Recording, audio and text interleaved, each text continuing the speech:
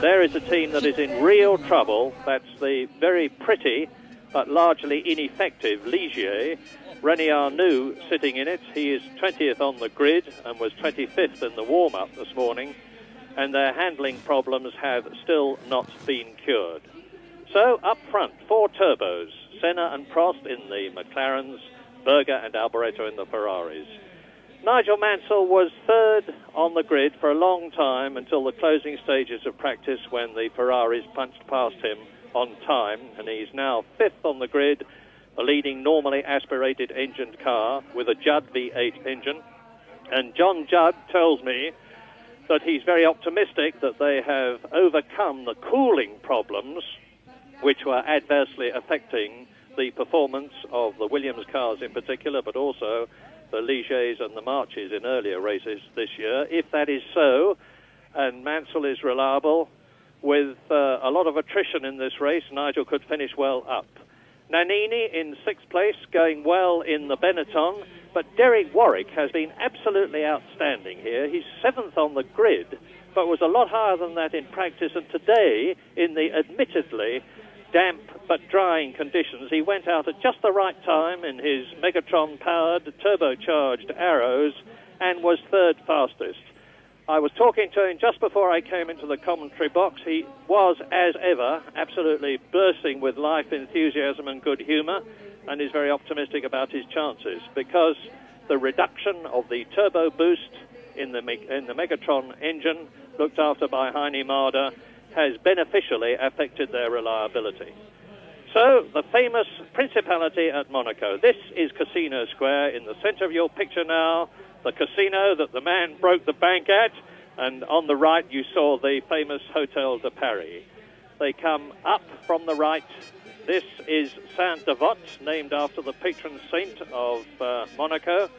And as you can see, there is 3 minutes to go before the start of this race, at which traditionally most of the competitors drop out, I'm sorry to say, but the pressures on the drivers and the cars are such that very often only about a world championship quorum of 6 drivers and cars finish the race. We'll hope for better than that today. It's 78 laps, each of them 2.07 miles or 3.3 kilometres, whichever you like. And so that's a total of about 161 miles. We're not expecting any problems with tyres. We're expecting everybody to go straight through. And there's going to be no problem with fuel consumption as far as the turbo cars are concerned. So, a good race ahead of us. Yes, I would think so. The conditions are certainly pretty close to ideal in that it's not too hot, which should help the reliability of the cars and make the afternoon not too difficult for the drivers. There's a bit of cloud around, just enough to keep it reasonably cool. But of course, the problem that everybody faces is that 2 McLarens are just a lot quicker than the others. Now, Prost was a fair bit slower than Senna yesterday in qualifying. Senna, of course, loves this circuit and is a real specialist. Prost made a bit of a mistake on the setup of his car. They put it right, but he was much closer to him in the warm-up today.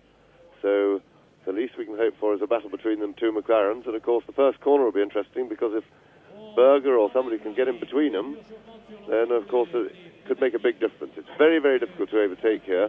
It can take you a lot of laps to get past somebody. Well, as ever, a marvellous sight at Monaco. The harbour is thronged with yachts, including an absolutely massive Cunard vessel, which has been specially chartered for the occasion by no less a personality than Ron Dennis of McLaren. And the famous and the wealthy are crowding the balconies all round this circuit, because this is a circuit the like of which there is no other in the world. The Monaco Grand Prix started in 1929 It was won by an Englishman, Williams, about whom amazingly very little is known, but he was driving a Bugatti, and it's gone on, and the course is largely the same as it was in those days. There's a new section from the back round the swimming pool and up to what was the gasometer hairpin, which is where the paddock is these days. So 30 seconds now to go to the, I emphasize, parade lap. When they get away, this will not be the start of the Monaco Grand Prix, and it will be the responsibility of Ayrton Senna on the left to lead them round at a reasonable pace. In Brazil, his car was jammed in first gear, unknown to everybody at the time, as a result of which he crawled round, as a result of which many of the normally aspirated engined cars grossly overheated, and it probably put finish to Nigel Mansell's Brazilian Grand Prix. Well, that's not happening now. They go round Sainte-Devote, up the hill, and on to Casino Square. But talking of that problem, Senna had gearbox trouble this morning, and they've changed the gearbox on his McLaren. And of course that is a potentially suspect area for any of the teams here. The transmission in Monte Carlo gets a tremendous bashing with a lot of first gear corners, big loads going through the transmission.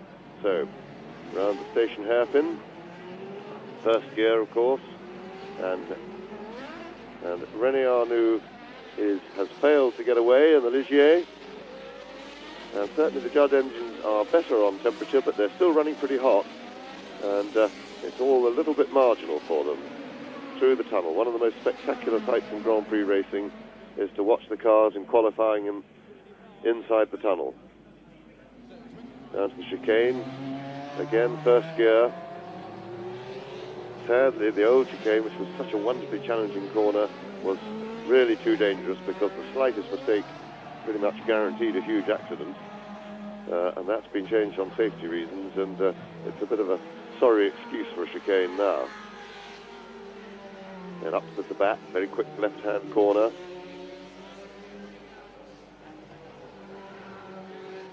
So some of them just weaving about, trying to get some heat into the tyres.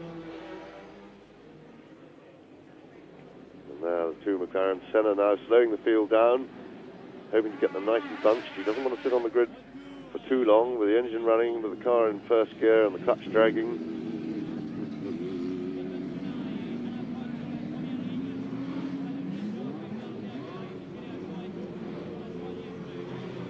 Finally around the Rascasse, again first gear once more, and as they come out of the Rascasse onto the pit straight, there's a big hump there, and the rear wheels spin and the drive shafts get very wound up indeed.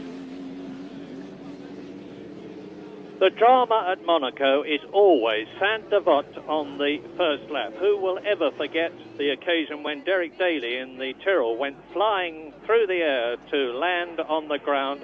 Streff has gone into the pits, Stefan, and René Arnoux is starting from the pits, having been pushed through the tunnel on the assembly lap, so they've obviously put right his problem, but there he is, ready to rush out from the pit lane as soon as the last man on the grid has cleared it.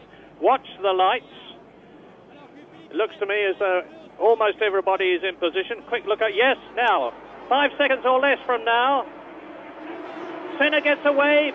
Good start by Prost. He's slotting up into second position as they go up to Sainte-Devote. It looks to me as though everyone's got away, and up into second place has gone Gerhard Berger in the Ferrari, and there's one off. As they go through, Nicola Larini goes through, and that's Alex Cathy in the Dallara, who has gone off before he even got to the first corner, as the rest go up to Casino Square on lap 1. Through they go. And you can see the flat spots on the car there, where he's locked his brakes. And this is the worst result for Prost, that Berger has managed to get himself between. So Berger made a very good start, had the inside line for Sainte-Devote, and Berger emerges in second place. Senna, though, building up a cushion, thus ready as they come out of the tunnel at nearly 170 miles an hour, down to the new chicane. And in the lead, it is Ayrton Senna, Gerhard Berger, Alain Prost, Nigel Mansell, Michele Alboreto. Then it's Boutsen, Patrese, Warwick. And look at Mansell. Mansell is going extremely well in the 3.5 litre, and it's Alessandro Nannini in the Benetton as out of the swimming pool complex down to La Rascasse, the first gear, 30 mile an hour corner comes the leader. Then Berger, there's Prost third, Mansell, Alboreto, Nannini, Patrese, Derek Warwick well up. They go through at the end of the first lap. Now, one McLaren is making a break, and there it is, Senna. Yes, just what Senna wanted. He's got Berger helping him, inadvertently helping him. He's holding Prost up, and it's not going to be easy for Prost to find a way round. Already 2.5 seconds clear on the first lap. Ayrton Senna around the Mirabeau. Nelson Piquet in the pits. Well, it looks like being a disastrous Monaco already for Lotus. Nakajima has not qualified. Nelson Piquet into the pits at the end of the first lap. There goes Senna into the tunnel, followed by Berger and Prost. And Prost has got to somehow try to get past Berger if he's to do anything about the man who is challenging his position for leadership in the McLaren team. Jonathan Palmer is in an excellent 9th position, coming out of the new hairpin. Now it's Senna leading. Look for Berger in the Ferrari as Alex Cathy downcastedly walks back to the pits. There's Berger second. Prost is third. Nigel Mansell is holding that 4th position as he comes round the right-hander, challenged by Michele Alboreto in the red Ferrari, and Nannini is in 6th position. Berger, Prost.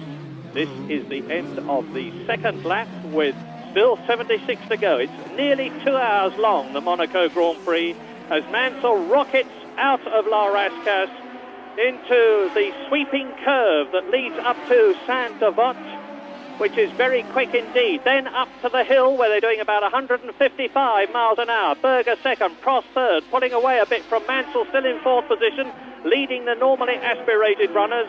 Prost goes round the Hotel de Paris, plunges downhill towards the Metropole Hotel on his left, coming up to the Mirabeau. Prost is getting closer to the Ferrari. Alboreto taking a look at Nigel Mansell. There is Nannini, and Riccardo Patrese is still well up in the second Williams, as Mansell with Alboreto right in his wheel tracks.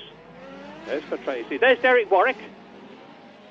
And we're on lap 3 into the long, long tunnel under Lowe's Hotel.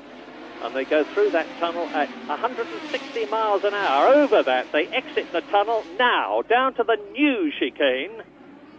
Left, right, Mansell, Alboreto, Nannini. Ahead of them, Senna, Berger and Prost.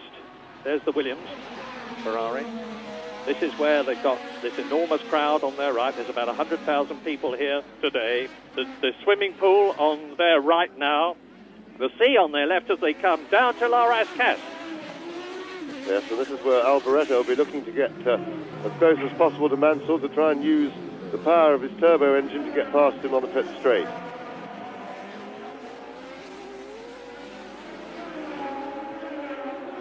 So there is the queue, and already Senna over 3 seconds clear of Berger. Up the hill to Casino Square to the Wiggles up the straight, no chance of passing there, but the next possible opportunity is to outbrake into Mirabeau. Of course, Mansell now has enough breathing space. Well, Senna, this superhuman man, has increased his lead to some 4.5 seconds now. Into the pits comes one of the marches. I can't see whether it's Gugelmin or Capelli. It was Capelli, who's had a dreadful practice going off all the time. And now, with the lead unchanged, Ayrton Senna with Berger chasing him, then Prost. Here they come. There's Mansell in 4th place. Alboreto still 5th. Nannini still 6th. Patrese still 7th. So the 2 Williams cars are well up in the hunt. Reliability is the name of the game in this race. McLaren are bound to have reliability. I think the Honda engine is famous for that. Berger has now got Alain Prost in 3rd position, right in his wheel tracks. Prost in 3rd place the man who's leading the World Championship, is getting close to, not yet in, but close to a situation where he could try to duck out from behind the Ferrari. This is one of the few places here where you can pass Sainte-Devote. He's closing up all the time, fourth gear, fifth gear, now back into fourth, about 95 miles an hour as they come round the Hotel de Paris, flick right through the Casino Square and drop down towards the Mirabeau. Yes, and I think Prost is planning to have a look down the inside into Mirabeau, but he wasn't close enough there. But Prost is definitely starting to make a move. And as you watch Prost and Berger battling for third position, we are on lap 5. Senna leads, Berger second, Prost third, Mansell fourth, Alboreto fifth. Nannini is in sixth position, Patrese is seventh, Warwick is eighth, Palmer is ninth, and Eddie Cheever is in 10th position as the second and third men exit from the tunnel. I remind you that Julian Bailey sadly failed to qualify. Now Prost is getting close to a position where he could challenge Gerhard Berger for that second place as they come up to Sainte-Devote, having completed, as they will then have done, 5 laps round La Rascasse.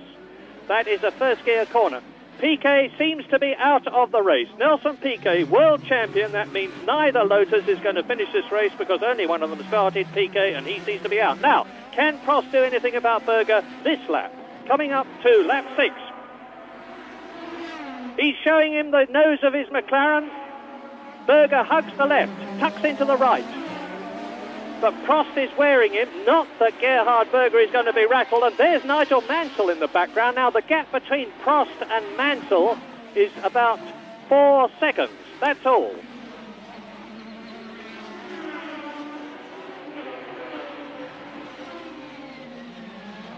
That's where Patrick Torbay went off in the Lola a couple of years ago. This is Lowe's hairpin, the old station hairpin.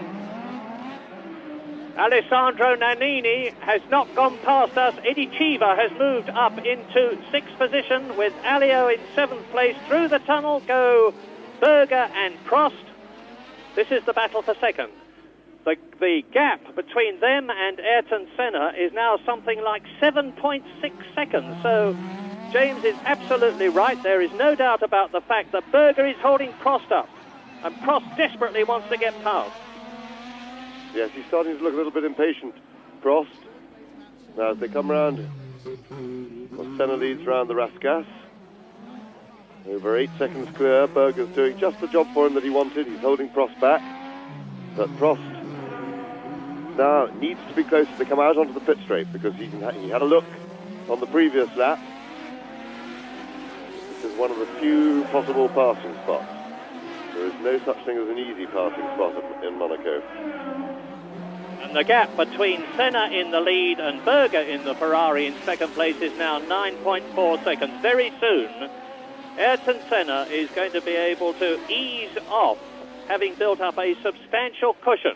Berger second, Prost third, Mansell is fourth, Alboreto is fifth, Nannini is sixth, Patrese is seventh, Warwick is eighth, Palmer is in 9th position, and Cheever is in 10th place. And while you watch, that's Gabriele Tarquini going out in the Coloni Ford. So Gabriele Tarquini out on lap 7. Nelson Piquet is out of the race. And Prost is dropping back a bit. One of the big problems here, which could particularly affect the V8 engine cars and the Judd ones in particular, is that if you get too close to the car in front, you are denied cooling air for your radiators, and the critical temperature, certainly as far as the V8 engines are concerned, is about 105 degrees, and if it goes above that, it can rocket away, and you can be in real trouble, particularly if any rubbish goes in the car. And there you see Senna. That's the gap you saw as Senna took La Rascasse. Now he completes his 7th lap and goes into his 8th. He's very nearly at 1/10 distance. And he's just gone round the fastest lap of the day by Ayrton Senna, 1:29.719, which is about 3 seconds off Prost's 1986 lap record. And Senna will, as ever, know exactly what the score is, because the radio system that McLaren have is absolutely superb. That's the gap. You saw the completely clear track behind Ayrton Senna going into the tunnel.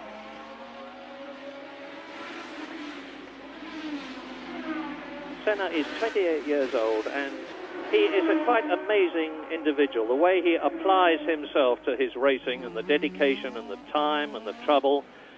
He served a hard apprenticeship with Dick Bennett in Formula 3 when Senna was British champion.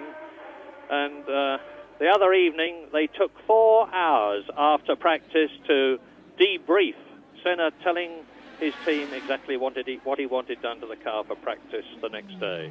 Well, it certainly seems to be paying off. He's coming through now to complete his 8th lap, which is a whisker over 1/10 distance.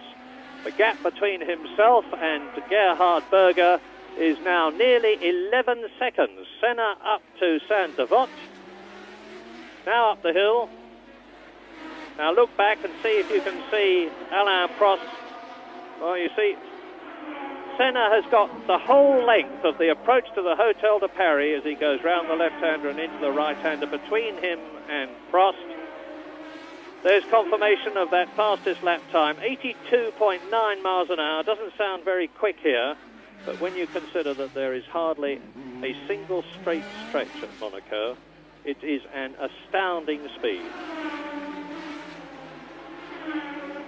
And Alain Prost will need to look to his laurels.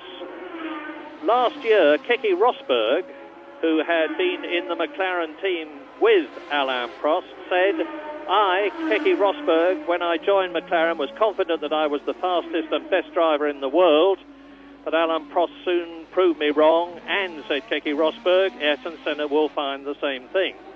Well, it isn't happening. Senna was in pole position in Brazil and San Marino and here at Monaco. He fought his way up from last to second in Brazil before he was excluded. He won in San Marino, and look at him now. He is 13 seconds ahead of Alain Prost, who is still boxed in behind Gerhard Berger as Senna completes his 9th lap.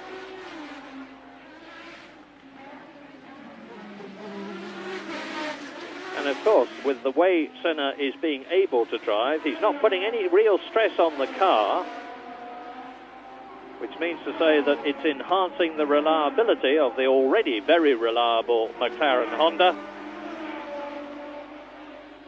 With Berger now 11.7 seconds behind Ayrton Senna here, the race leader. Prost 1.5 seconds behind Berger in 3rd place. Mansell is still 4th, leading the 3.5-litre runners. He's still ahead of Michele Alboreto, who is in 5th position. Nannini is 6th and the last potential point scorer at the moment. Riccardo Patrese in the 2nd. Williams Judd is in 7th place. Derek Warwick is still 8th. Palmer is still 9th. Boutsen is 10th. Alio is 11th. De Cesare is in 12th place. And it would be very nice, I must say, if we could have a look at some of the other runners instead of Ayrton Senna, good as he is. There's a big crowd here as ever. Something like 100,000 people come to Monaco to throng the Principality. They were pouring in from very early this morning to add to the substantial numbers that were already here. This is Senna completing lap 10 over 1/8 distance in this 78-lap race. And the fastest lap that we have so far is Ayrton Senna, and he's going faster still, notwithstanding the fact that he's got this very secure lead. He's just gone round in 1:28.5, which is just 2 seconds slower than the lap record held by Prost. Yes, 13.5 seconds clear Senna is, and he'll be anxious to build that lead up as much as he possibly can, while Prost is still stuck behind Berger, because he knows that he's got a potential battle on his hands as and when Prost can get through. So Senna will, at the moment, be going as fast as he can with reasonable caution and due care and attention to the mechanical side of his machinery, wanting to build up as much of a cushion as possible. If you are feeling frustrated at only seeing Senna, I can only say that you're not half as frustrated as I am, because I know that behind this apparently sole runner here at Monaco, Berger has got Prost now closer to him than he was before. There's only 4/5 of a second in it. Nigel Mansell is 4 seconds behind Prost in 4th position, just ahead of Michele Alboreto 5th, who is 2 seconds ahead of Nannini in 6th position. Nannini is 1 second ahead of Patrese, who is 7th, who is 3 seconds ahead of Warwick in 8th place.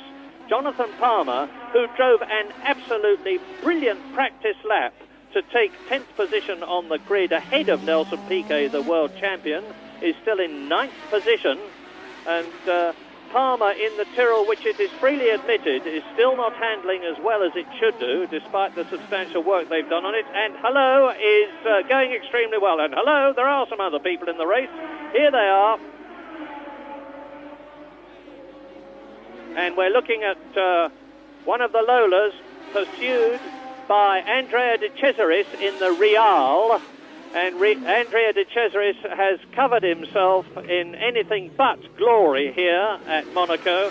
He was fined $15,000 on Thursday for having a battery changed on the course by his mechanics, which of course is not only illegal but extremely dangerous, and having rammed Gerhard Berger's Ferrari in the tunnel, allegedly because De Cesaris did not see the yellow flags, which wouldn't surprise anybody who follows motor racing. But he stoutly denied it, but was fined $5,000 for his trouble, a sum of $20,000 altogether. And in the short season that we've had already, Andrea De Cesaris has totally destroyed 2 of these extremely pretty Gustav Brunner designed Real cars. And as you watch Andrea De Cesaris, who is in 12th place chasing Alio and followed by Sala, that's Sala in the Minardi, I can tell you that there are strong rumours here in Monaco that Gustav Brunner, the talented Austrian designer of the Real, who left Ferrari, is going to Zaxby next year. So this is the battle then between Philippe Alliot, Sala there, and they're sandwiching Andrea De Cesaris. And Prost has just passed Gerhard Berger, and it's been missed. I'm sorry, I'm not in charge of the cameras, but I can tell you that there is a change for 2nd position because Alain Prost has moved up into that place and he's now something like 15 seconds behind Senna. Will he be able to catch his teammate and do something about consolidating his World Championship lead? Well, that is the open question. Senna had, in fact, the last 2 laps just eased his pace a little bit, probably thinking that his 15 seconds now was adequate, but he'll have to have a rethink now. He'll be able to watch Prost's lap times behind him and see exactly how he has to respond. So Prost, for the first time, has got a clear road in front of him, and now we can wait and see what Prost can do about Senna, if anything. There's Alessandro Nannini, who is still in 6th position in the very pretty and extremely effective Ford DFR-powered Benetton, coming up to La Rascasse. Senna is on his 13th lap now. Now we're waiting for Alain Prost to go through.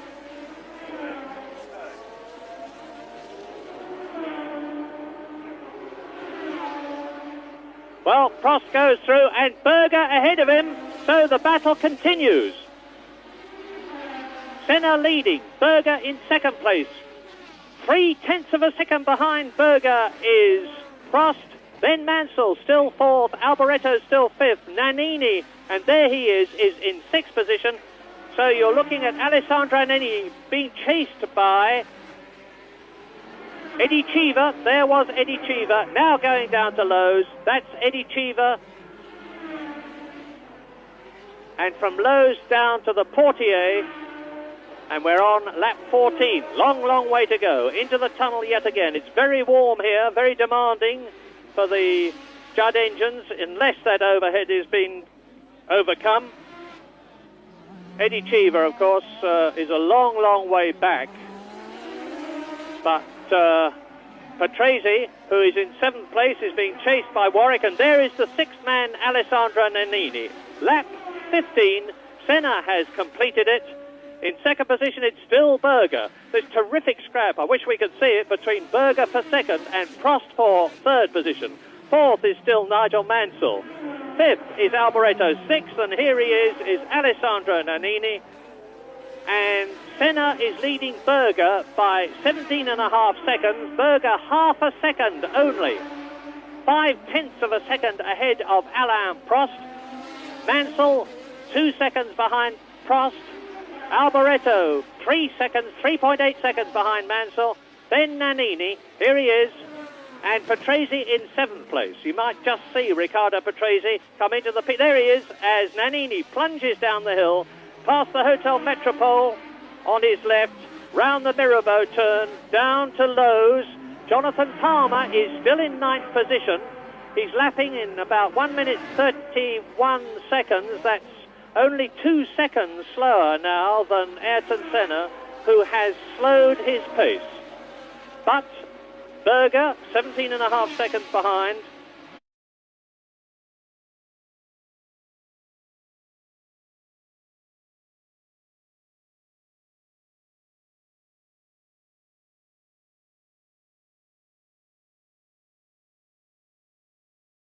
There is no doubt at all about the fact that Berger, there it is. Now we see the battle for second position, the Ferrari. 17.5 seconds behind Senna of Gerhard Berger. Prost. There is the double watch, and there's Mansell. Look how close Nigel Mansell is now. Mansell is taking advantage of the fact that Berger is holding up Prost to close on the Frenchman. Yes, Mansell very relaxed this year and driving very well indeed. Pressure is off him a little bit from all those pole positions that he was getting last year, and he certainly seems very comfortable with it. And there is somebody's nose. I don't recognise whose. I think I do. It looks very much like a Tyrrell nose to me. No, it's not. It is the tubby car, the Eurobrunn of Oscar Larrauri, the Argentinian. And he's not only got a broken nose, but he's got a broken suspension as well. And his teammate, Stefano Modena, did not start the Monaco Grand Prix because he was excluded on Thursday for failing to stop to have his car weighed when he was required to do so. So Larrauri out of the race. It's an awful race for Eurobrunn as well as for Lotus. But meantime, Gerhard Berger in second place, Alain Prost in third position on lap 16, and Nigel Mansell closing in fourth place with Michele Alboreto in the second Ferrari in fifth place, are making a tremendous race for it behind Ayrton Senna, who's 17.5 seconds out on his own in front on lap 16 out of 78. And I'll tell you the gaps now as they complete the lap coming out of the Rascasse. Senna has gone through. He's lapping in 1:29.8. He's lapped everybody up to 15th place. Gerhard Berger goes through 17.7 seconds behind Senna. Prost is 9/10 of a second behind Senna. Mansell is 1.7 seconds behind Prost. Alboreto is 4 seconds behind Mansell, and here they come. Mansell, fourth. Prost, third. Why can't he get past him, James?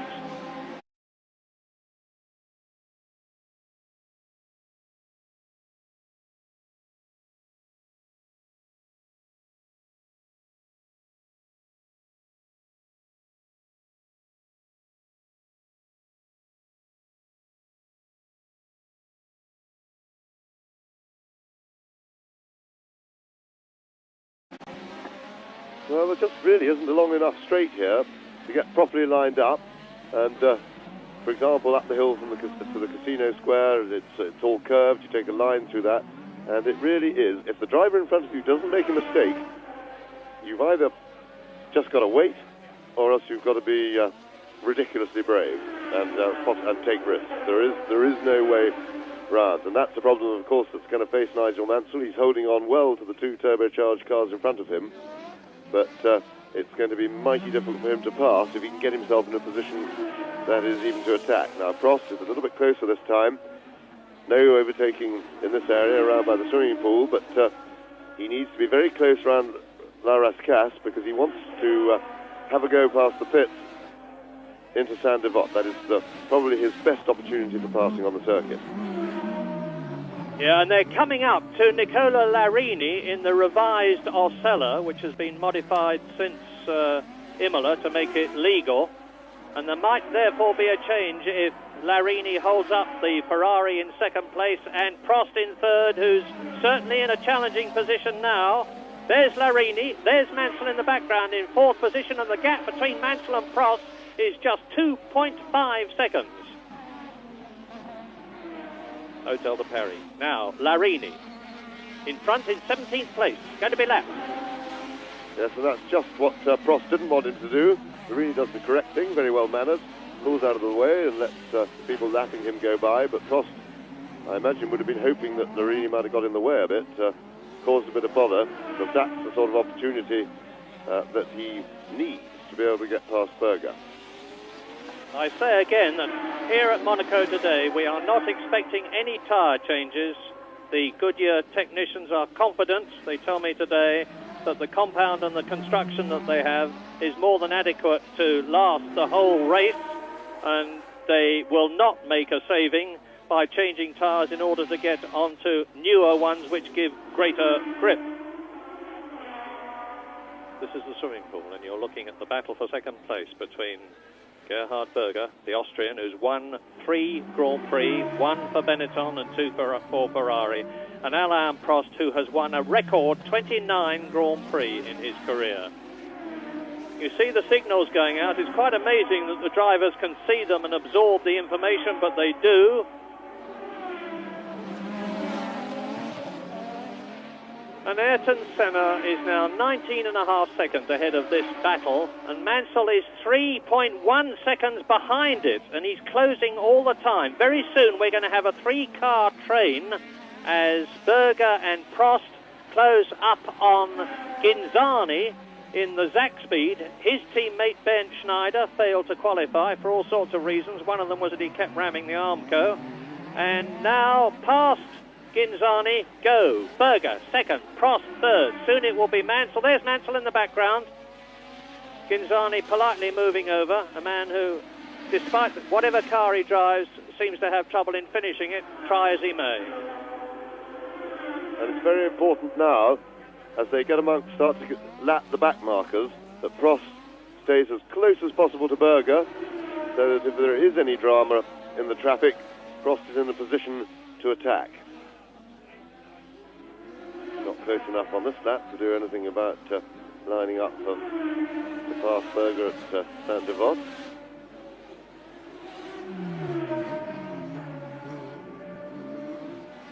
And he is looking very stuck. The problem with Monaco is you can be following a car that may be as much as 3 seconds a lap slower than one's own, and if the driver in front uses his head and makes no mistakes, there's nothing you can do to pass him. Yes, Prost is a very experienced campaigner. He will be saying to himself, I have no doubt, third place is better than no points for sticking my neck out. There's a long way still to go. Is the Ferrari going to be reliable? It hasn't invariably been reliable this year.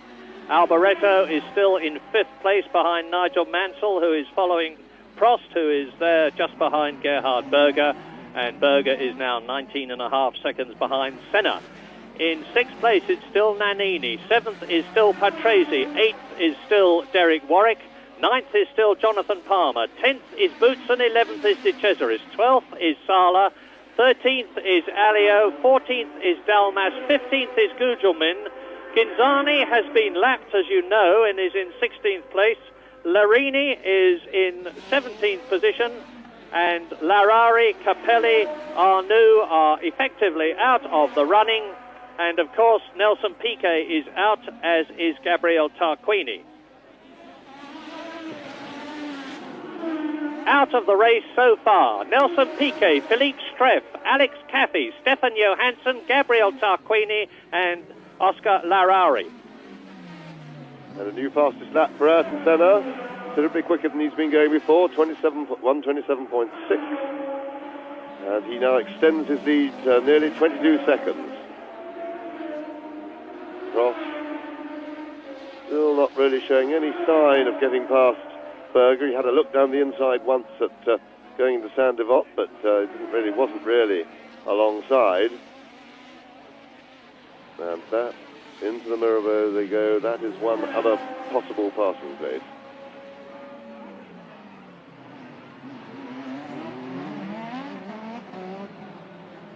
And there is Senna, overtaking Gugelmin, lapping Gugelmin.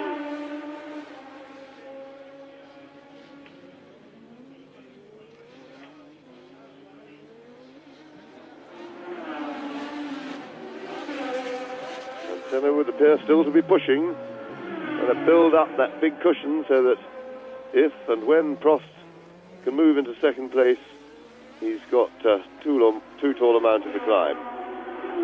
Yes, and Senna is probably not slowing because he's got a race rhythm going. It's very heartening, by the way, to say that after 20 laps there are no retirements from the first 15 places, and that's a pretty astounding statement to be able to make from Monaco.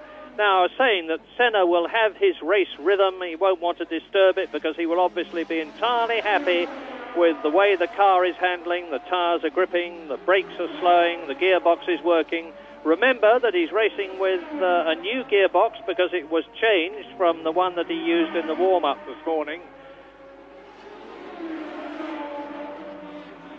And Alain Prost, not that he'll be worrying about this right now because he's got more to occupy him than his relative position in the McLaren team with Ayrton Senna, as he is chasing Gerhard Berger. You can see there the difference. Just 0.4 of a second between Berger in second place and Prost in third. And you look at the enormously successful McLaren MP4/4 designed by Steve Nichols and his support team with technical coordinator Gordon Murray overseeing everything, the man who was with Brabham for so long. And they've produced this car as a winner straight out of the box. It won in Brazil, it won at San Marino. It's in the lead and in third place here at Monaco. There are people, gloomy people, who are not in the McLaren team, who say that they see 1984 all over again when Alain Prost and Niki Lauda won 12 out of the championship races. But perhaps even more so, because we've now had three very different types of circuits at Brazil and Imola and Monaco.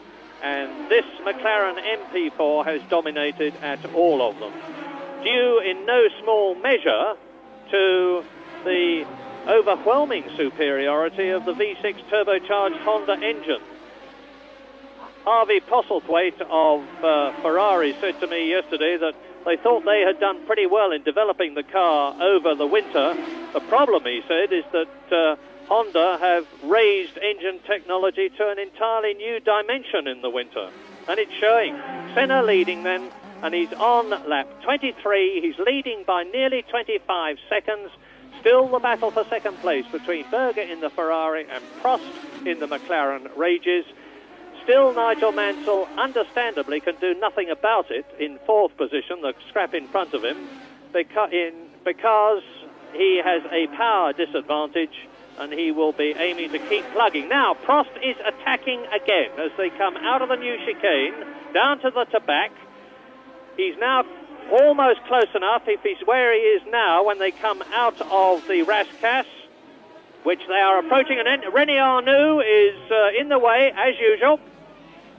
Yes, exactly. I think when they were sitting on the grid and they heard that Arnoux had stopped in the tunnel, there was a big sigh of relief from everybody. They thought that's one troublemaker out of the race, but to everybody's dismay, he's back in and he was, as usual, getting in the way. But Prost still not in a position to attack. He just can't get things lined up right to have a go. And he'll be beginning to get very frustrated. Senna now 26.5 seconds in front, and really things are looking bleak for Prost. But certainly the McLaren chassis is quite exceptionally dominant. Remember, of course, that Lotus also have Honda engines. They have the same engine, and at the previous race at Imola in Italy, that the two McLarens both lapped Piquet's Lotus. So there is a big chassis advantage, and an outstanding job McLarens have done. Meanwhile, as they say, back in fourth place, Nigel Mansell is closing on Alain Prost third, the frustrated Alain Prost, because Mansell, when I just took the gap between them, was only 2.5 seconds behind Alain Prost. who is the car on the right now. There you see Mansell emerging from the new chicane, with Alboreto still running strong in 5th position, Nannini 6th, Patrese 7th, Warwick 8th. Swimming pool. Berger, Ferrari, Prost, McLaren, Mansell, Williams, down to La Rascasse, 1st gear, 30 miles an hour. Tiny little short straight up, out of the 2nd gear right-hander, up into 3rd, 4th, 5th, 6th gear, over the line at 150 miles an hour, back into 2nd gear for the 70 miles an hour plus Sainte-Devote. Berger up the hill.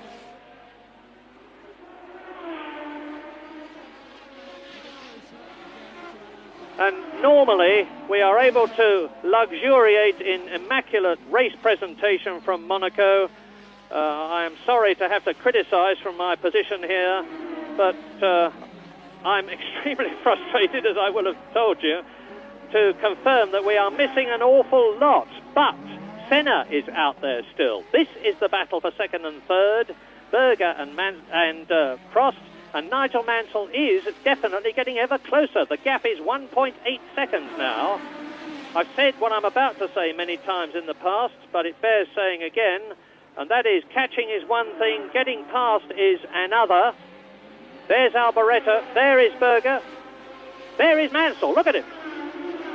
But Mansell also has a problem, because remember we were talking earlier about the fact that the Judd engine still is running on the hot side. It's all pretty marginal, and of course as he gets close to cars in front, he gets less air through his radiators and the water temperature starts to climb again. His temperatures go up, so Mansell will have to sit back. He can't really afford to get in the position to attack and stay there for any length of time, and he'll be looking for a mistake or a mechanical failure to make up places, I would think, more than any heroic overtaking. Of course, added to that, he has considerably less power than the 2 turbos in front of him, so overtaking is a real problem for Nigel. Don't ever let anybody try to say to you that Nigel Mansell has lost any of his formidable talent. There he is now. He was undoubtedly the fastest man in Grand Prix racing last year, and also the most successful, winning 6 Grand Prix, but not the World Championship. But look at him now. He is in a car which is giving away at the very minimum 50 horsepower to the ones in front, and that is a very substantial percentage. That is Ayrton Senna lapping Philippe Alliot, and Alliot is in 13th position, so Senna is going through the field with no problem at all, and of course because he has this massive cushion of some 27 seconds between himself and Alain Prost, he's able to pick his time about where he passes and to be able to do it without danger. Berger, Prost, Mansell, 2nd, 3rd, 4th. Now, Prost is definitely dropping back, no doubt about it. And Mansell is right up with him in this immaculately handling, Patrick Head designed Williams Judd. And Nigel is supremely fit, totally relaxed, confident of his own ability. And Patrick Head said to him yesterday, you have to throw it about a bit, Nigel, to get the best performance out of it.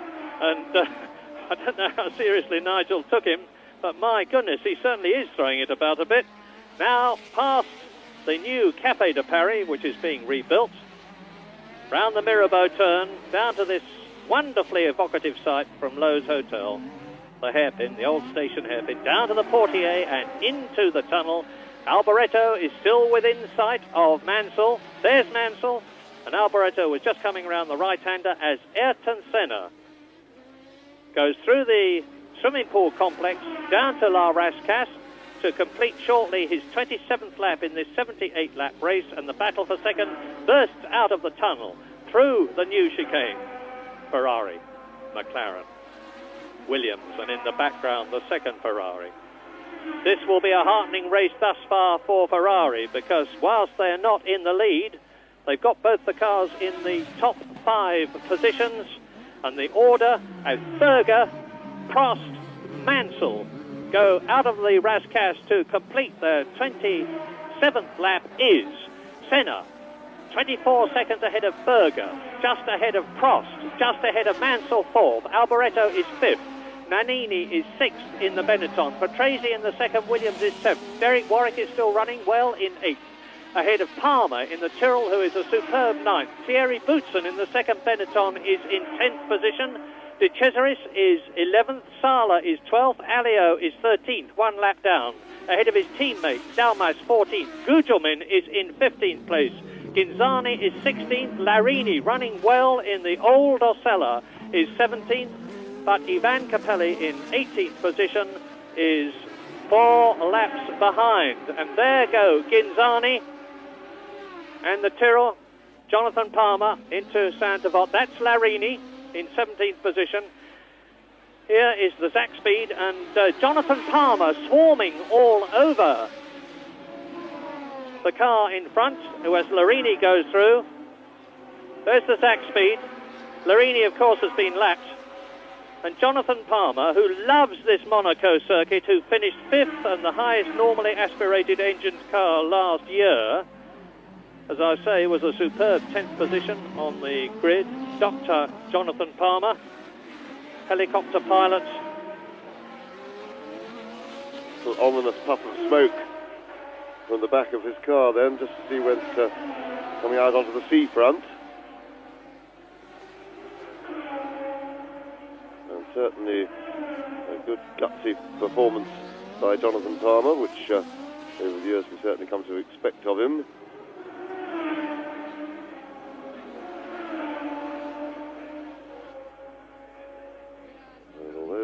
The Zach Speed is not a very brilliant car at all. Jonathan, it's got enough power to make it very difficult for Jonathan to do anything about getting around him. Yeah, you want to. I mean, Ghinzani is a lap behind him, but Jonathan will never... he's just in front of him, but he's a lap behind him, if you follow me. Jonathan Palmer going strong still in that 9th position, and Ghinzani in 16th place, but that doesn't mean to say that Jonathan won't want to scramble past and do something about Derek Warwick, who is 11 seconds ahead of him. So the 3 British drivers are all in the first 9 places. Nigel Mansell in 4th. And Mansell's dropped back a bit. The gap between Mansell and Prost is now 4.7 seconds. And that just makes me wonder whether his water temperature, or his temperatures, oil and water, were starting to climb as he was getting close to those 2 cars in front of him, and it may be that in order to try and get the car to the finish, he's going to have to drop back and just hope to pick up places through other people's retirements. And I don't think Nigel will be averse to doing that. He's failed to score any points yet. He had to retire in Brazil with that electrical problem which took him out, and he'd failed to finish. And now Palmer is showing Ghinzani, the obdurate Ghinzani, who, by the way, is in a turbocharged Zach Speed with considerably more power. And now Alboreto, as you look at Ghinzani and Palmer trying to lap Ghinzani yet again, there is the Real of Andrea De Cesaris, who looks as though, is he just... Well, if he's being push-started, he would be disqualified, so he will be out of the race. Now Senna's coming through as the Real is pushed out of the race, and there's Maurizio Gugelmin, followed by his teammate Ivan Capelli, as Ayrton Senna exits La Rascasse on his way to completing his 30th lap. And Prost has pulled away from Mansell, 4th, and closed on Berger, 2nd. Again, look back the track, and you can see Alboreto now right up with Nigel Mansell,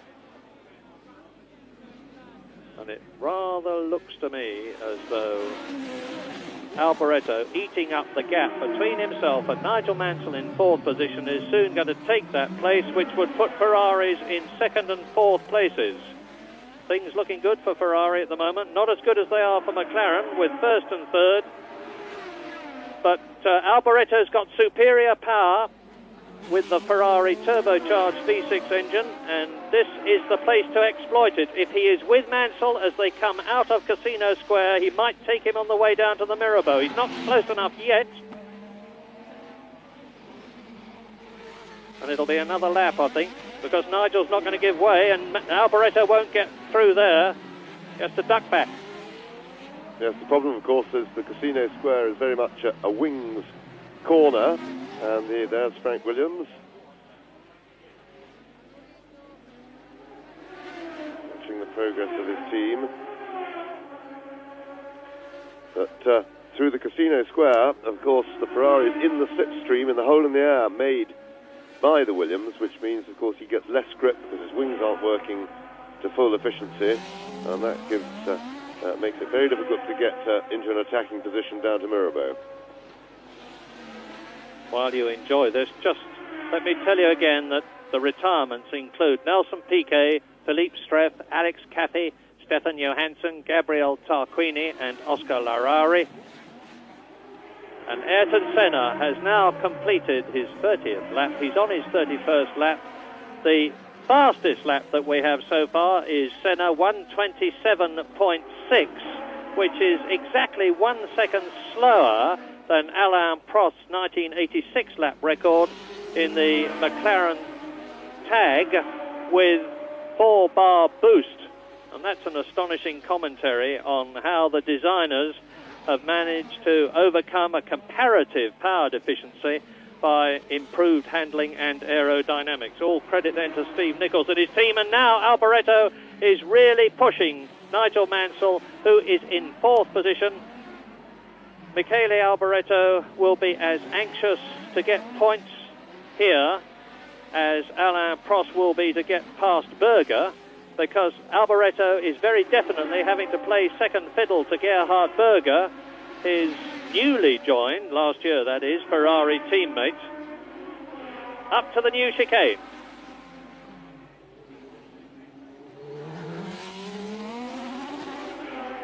Now to the back, the left-hander. And Nigel Mansell, of course, will be seeing that dodging, weaving red image in his mirrors to the left and right. But he won't be rattled. It's just a question of whether the car has got the performance. And I think Alboreto is just a whisker closer than he was on the previous lap as they come up to Sainte-Devote again. And Alboreto is a demon overtaker at Sainte-Devote.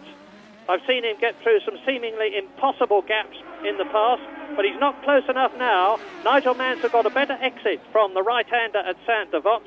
He's got a gap between himself and Alboreto. And as they complete their 32nd lap, the race order is Senna leading by nearly 30 seconds, nearly half a minute now in a lap which is taking about 1 minute 26. So he's nearly a third of a lap ahead of Gerhard Berger, who is second. Prost is ever closer. This is the battle for 4th position. Williams, the Judd-powered Williams of Nigel Mansell, with the Ferrari in its wheel tracks. Alboreto 5th, Nannini still 6th, Riccardo Patrese is still 7th, Derek Warwick is still in 8th position, Palmer is still 9th, Boutsen is still 10th, Sala has been lapped in 11th place, and Philippe Alliot, his teammate, is 12th, and again, what a marvellous scrap this is. Two of the top men in Grand Prix racing, Nigel Mansell and Michele Alboreto, and Nannini closing. Yes, exactly. Nannini is catching this battle as maybe Nigel's slowing things down, defending his position. Oh, and look at that. Whoop! And that was naughty by Alboreto. I think he wasn't really in a position to do it, and he took Mansell off, and you'd have to say that Alboreto overextended himself there. And that's most unfortunate for Mansell. That looks like Mansell out of the race. At best, he will have stalled the engine by the look of it. We can't see from here what damage there is, and here we see it again. Now, Alboreto had been having a look there the last couple of laps, but it's not really an overtaking spot. He's very quick through the pool, but look, and then he locks up, and Mansell turns into the corner, and he clouts Mansell's back wheel, and that really was Alboreto's fault. But it does demonstrate just how difficult it is to overtake here. Yes, and as Nigel Mansell sadly retires, whilst it is very easy to come to the wrong conclusions as an onlooker when you are not in the driving seat, there is no doubt in my mind that Nigel Mansell was on his racing line. He was perfectly entitled to turn in where he did. Frank Williams will be worried about where Mansell is. He won't know at the moment, I think, that he's out of the race, although Nigel may well have reported it on his radio. And Michele Alboreto was at fault, but be that as it may, Ayrton Senna still leads Berger and Prost. Alboreto now up into 4th position, but with Nannini getting closer, and Nigel Mansell with his helmet off, sadly talking to the photographer there. Nannini up in 5th position as Mansell's Williams Judd, what a forlorn sight that is craned away. And for the 3rd race in succession, Nigel Mansell will score no World Championship points. What a sad contrast to his 1987 dominant form. And it's no fault of his. But there goes the Ferrari up into Sainte-Devote of Michele Alboreto, and a look at his car indicates that there's no problem, except from Alboreto's point of view, that getting larger in his mirrors all the time is the flying Alessandro Nannini, who is really reveling in the fact that he has a car in which he can display his considerable talent. And the car is the Benetton Ford, V8 Ford engine, the new DFR, which has proved to be very reliable at San Marino, and the Ford technicians are getting more power out of it all the time, and Nannini is using all of it. Into the tunnel goes Michele Alboreto in 4th place on lap 35. Race order: Senna 30 seconds ahead of Berger in 2nd place. In 3rd position Prost, 4th Alboreto, 5th Nannini, 6th Patrese in the 2nd Williams is now up into the points. Riccardo Patrese, who won here at Monaco in a Brabham in 1982. Derek Warwick is only 1 place off getting a point. He's in 7th position. Palmer is going superbly in 8th place, the man who was 5th last year. Boutsen is 9th. Sala is 10th. And Thierry Boutsen in 9th place has been lapped. You're looking at Ayrton Senna, the race leader, as he goes out of the Portier from the sunlight into the darkened tunnel, which is lit by arc lamps at the point where he is now. And it's incredible to think that they go through that tunnel at 160 miles an hour, burst out of it at 165, brake for the new chicane here. And those numbers mean in the lead, number 12, Senna, 2nd, number 28, Berger, 3rd, number 11, Prost, 4th, number 27, Alboreto, 5th, number 19, Nannini, and 6th, number 6, Riccardo Patrese. Race leader, Ayrton Senna. Well, over 30 seconds to the good now, Ayrton Senna, 31.5 seconds in the lead, and it's beginning to look as if Prost is going to have to concern himself with trying to capture 2nd place and be satisfied with 2nd. I think Senna has now got too big a lead for Prost to be able to do anything about it. Yes, and it is extremely unlikely that anything will go wrong with the car or that Senna will put a wheel wrong. This young man, here he is coming down to the Mirabeau, 28 years old. He's been racing for 19 of his 28 years, would you believe? First of all, as a kart champion in Brazil. He finished 2nd in the kart World Championship 2 years in succession, and it was one of the great regrets of his career that he wasn't able to become world champion before he moved up into Formula Ford and became double British champion in 1981. He's closing up now, is Ayrton Senna on Jonathan Palmer, who is in 8th position and about to lap him. This is almost half distance because we are now on lap 37 out of 78. And as I was saying, Ayrton Senna, having become double British Formula Ford champion in 1981, moved up to Formula Ford 2000, won the British and the European championships in 82. Then with the Dick Bennett's West Surrey Racing Formula 3 team became British champion in 1983, to Tolman in 1984, and there was that memorable race here at Monaco where Ayrton Senna thought he had won when he passed Prost on the line in the shortened race because of rain, but took 2nd place. Now, look at this. There's Berger with Prost behind him and 2 cars in front to lap, one of which is Maurizio Gugelmin, as Sala tours past me in the Minardi. Now, this is going to be interesting at Sainte-Devote. It's Billy Ballio, Gugelmin, who are going to be lapped by Berger, who is 2nd, and Prost, who is 3rd, and they're being followed by Capelli. And that looks like the end of the race for Sala, but what's much more important is what's happening with the Ferrari and the McLaren. They've got one more car to lap out of this group. Philippe Alliot in the Lola, who is quite quick and not normally noted for being helpful to people when he's being lapped. Well, the marshals have shown him the blue flag. That's to warn him that he's got quicker cars coming up behind. So he's been alerted. And Prost is doing absolutely the right thing at the moment. He's keeping as close as he possibly can to Ferrari, because this is probably the best, or some problems with that mark are certainly his best chance of getting past the Ferrari. Let's see if he can do it. There are the two marches. Incidentally, Capelli in the second one is 3 laps behind his teammate Maurizio Gugelmin, who is taking to Formula One like a duck to water, doing a superb job. There's Gugelmin, yet another super Brazilian driver, joining Nelson Piquet and Ayrton Senna. And Alliot, who presumably is saying to himself, I'm doing the best I can. I'm on my racing line and it's up to them to get past me. Yes, absolutely right. Well, he's going quick enough to fend them off, but of course now, over the start-finish line, the turbos have got a fair bit more power. And Berger has made it round the outside, and Prost has failed to make it through, so Alliot has put himself in the middle of the sandwich. Which gives Gerhard Berger the opportunity to pull away. 37 seconds now behind Ayrton Senna, leading very convincingly indeed, as he has done since the lights turned to green, and we're now on lap 39 with the same number to go. Alliot moves over, and that is Nannini.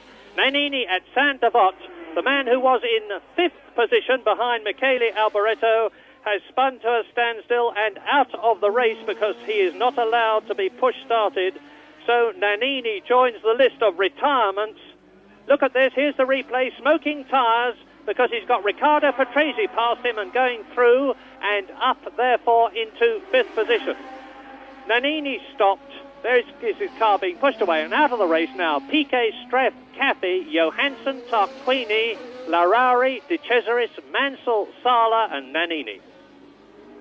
And that puts a bit of a question mark over Nannini, because remember at Imola 2 weeks ago, he made a bad error of concentration when scrapping away in the middle of the race, and that was another pretty much an unforced error. Now, there's no doubt about Nannini's speed and talent, but if he can't keep it on the island, that's no good to him at all.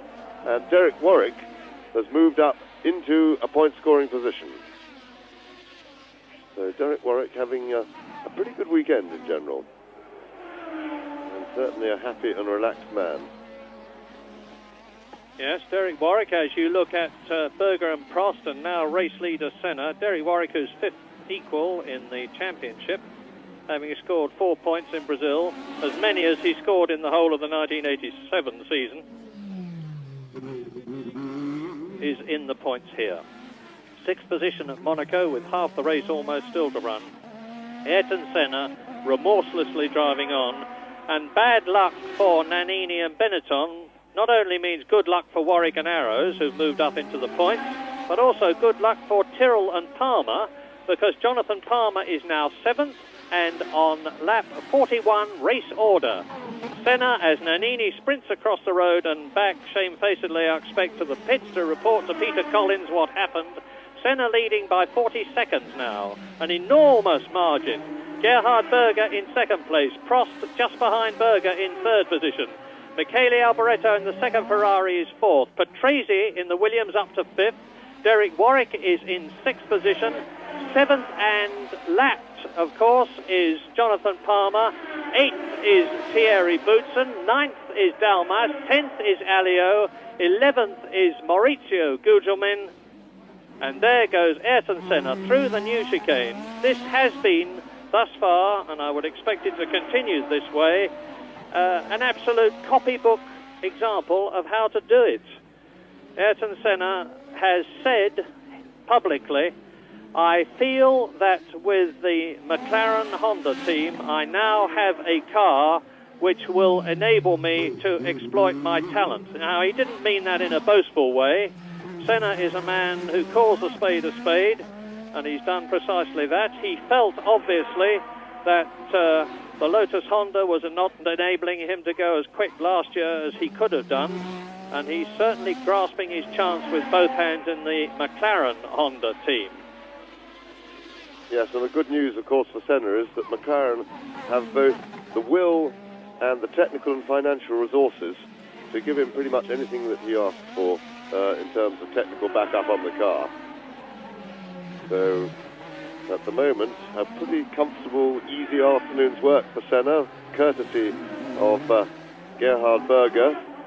We will never know what Prost could have done, whether Prost could have held him. He certainly made big strides overnight with the setup of the car, because 1.5 seconds slower than Senna in qualifying is pretty humiliating for Prost. But he was unhappy with the aerodynamic setup of the car yesterday. It couldn't be changed in the pits during qualifying. There was too much to do. But when changed overnight, as I said before, he was pretty much, they were pretty equal in the warm-up this morning. But the start was always going to be the critical thing at Monaco because of this almost insurmountable overtaking problem, and it certainly killed any chance of us having a race between the two McLaren drivers. Yes, well, just to continue with the saga of Ayrton Senna, I was telling you earlier on about how he had finished second here at Monaco in the Toleman in 1984. Then, amidst some acrimony and dissension and controversy, he left Toleman, allegedly having bought his way out of the contract, to join what he regarded as a better team, Lotus, and he was right at the time. And that is one of Senna's characteristics. If something needs to be done, he is quite ruthless about doing it if it is to his advantage. He moved to Lotus. He stayed with them for 3 years. He won 6 Grand Prix with Lotus. And then we suspected at the beginning of last year that he would be joining McLaren, and he apparently signed a contract quite early in 1987. But still, the battle for second place rages, and Prost is once again attacking the Ferrari of Gerhard Berger with Alboreto in 4th position. And a very hard afternoon's work for Prost, because it's very hard work indeed to stay that close to another car for so long. Your vision is severely impaired, but you can't see much through the back of the car in front. Your road holding is impaired by the hole in the air. The wings don't work as well, so the car slides about more. And but of course, from Prost's point of view, it has to be done, because his best chance of passing is interference from a back marker or a mistake from Berger. Well, Berger's looked pretty rock steady so far. He knows he doesn't have to hurry, because in fact, the sensible way to go about things is not to drive absolutely flat out. It's to drive very carefully, making sure you make no mistakes at all, don't miss any gears, because without that, there's not a lot Prost can do, as we've seen. That is true is demonstrated by the fact that Ayrton Senna is consistently increasing the gap between himself and this battle for second place, with Gerhard Berger concentrating on keeping second place rather than catching Senna in front of him. Now there's Larini in the Osella, and now Prost is going to go for it. He's in an attacking position, where he was as he came up to Sainte-Devote, but they've got equal power as they go up the hill. Yes, there's the old problem. The straight being slightly curved means that Berger can quite legitimately take a line on the straight, which makes it even more difficult. Prost was forced to have a look round the outside, and really that's a most unlikely situation. He soon ducked back in. The other possibility now, we've got slower cars coming up in front, and that will give some encouragement to Prost. But he must be feeling very, very frustrated. If incidentally you can hear a torrent of excited German in the background, it is Heinz Pruller, who is the Austrian commentator, who, as you can imagine, is getting pretty wound up about Gerhard Berger's performance, his fellow countryman, who is following in the footsteps of the great Niki Lauda, the 3-time world champion. Now Larini is holding up Berger, who has got Prost right behind him. Prost is third, Berger is second, Larini is well down the field. He is in 13th place, having been lapped twice. He's about to be lapped a third time. But in the confusion that's bound to happen now, this could give Prost his chance, and Berger will know it.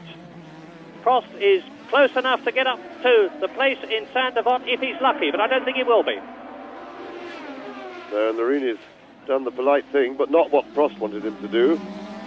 But Prost did say, after the race at Imola, when he'd been chasing teammate Ayrton Senna, that when it came to the traffic, he was having trouble getting himself brave enough. He couldn't. He was having difficulty taking the risks he needed. In fact, he quite candidly, and Prost having a look now, but he quite candidly admitted he just will have to readjust his mental approach because he was not brave enough in the traffic to stand a chance of catching Ayrton. Berger, a little squirt past, and still no opening for Prost, but he's closer again this time. The chicane is not normally considered a place to be hitting the brakes. Again, the road is very narrow, and Berger can take a line, pretty much making it impossible for a following car to pass.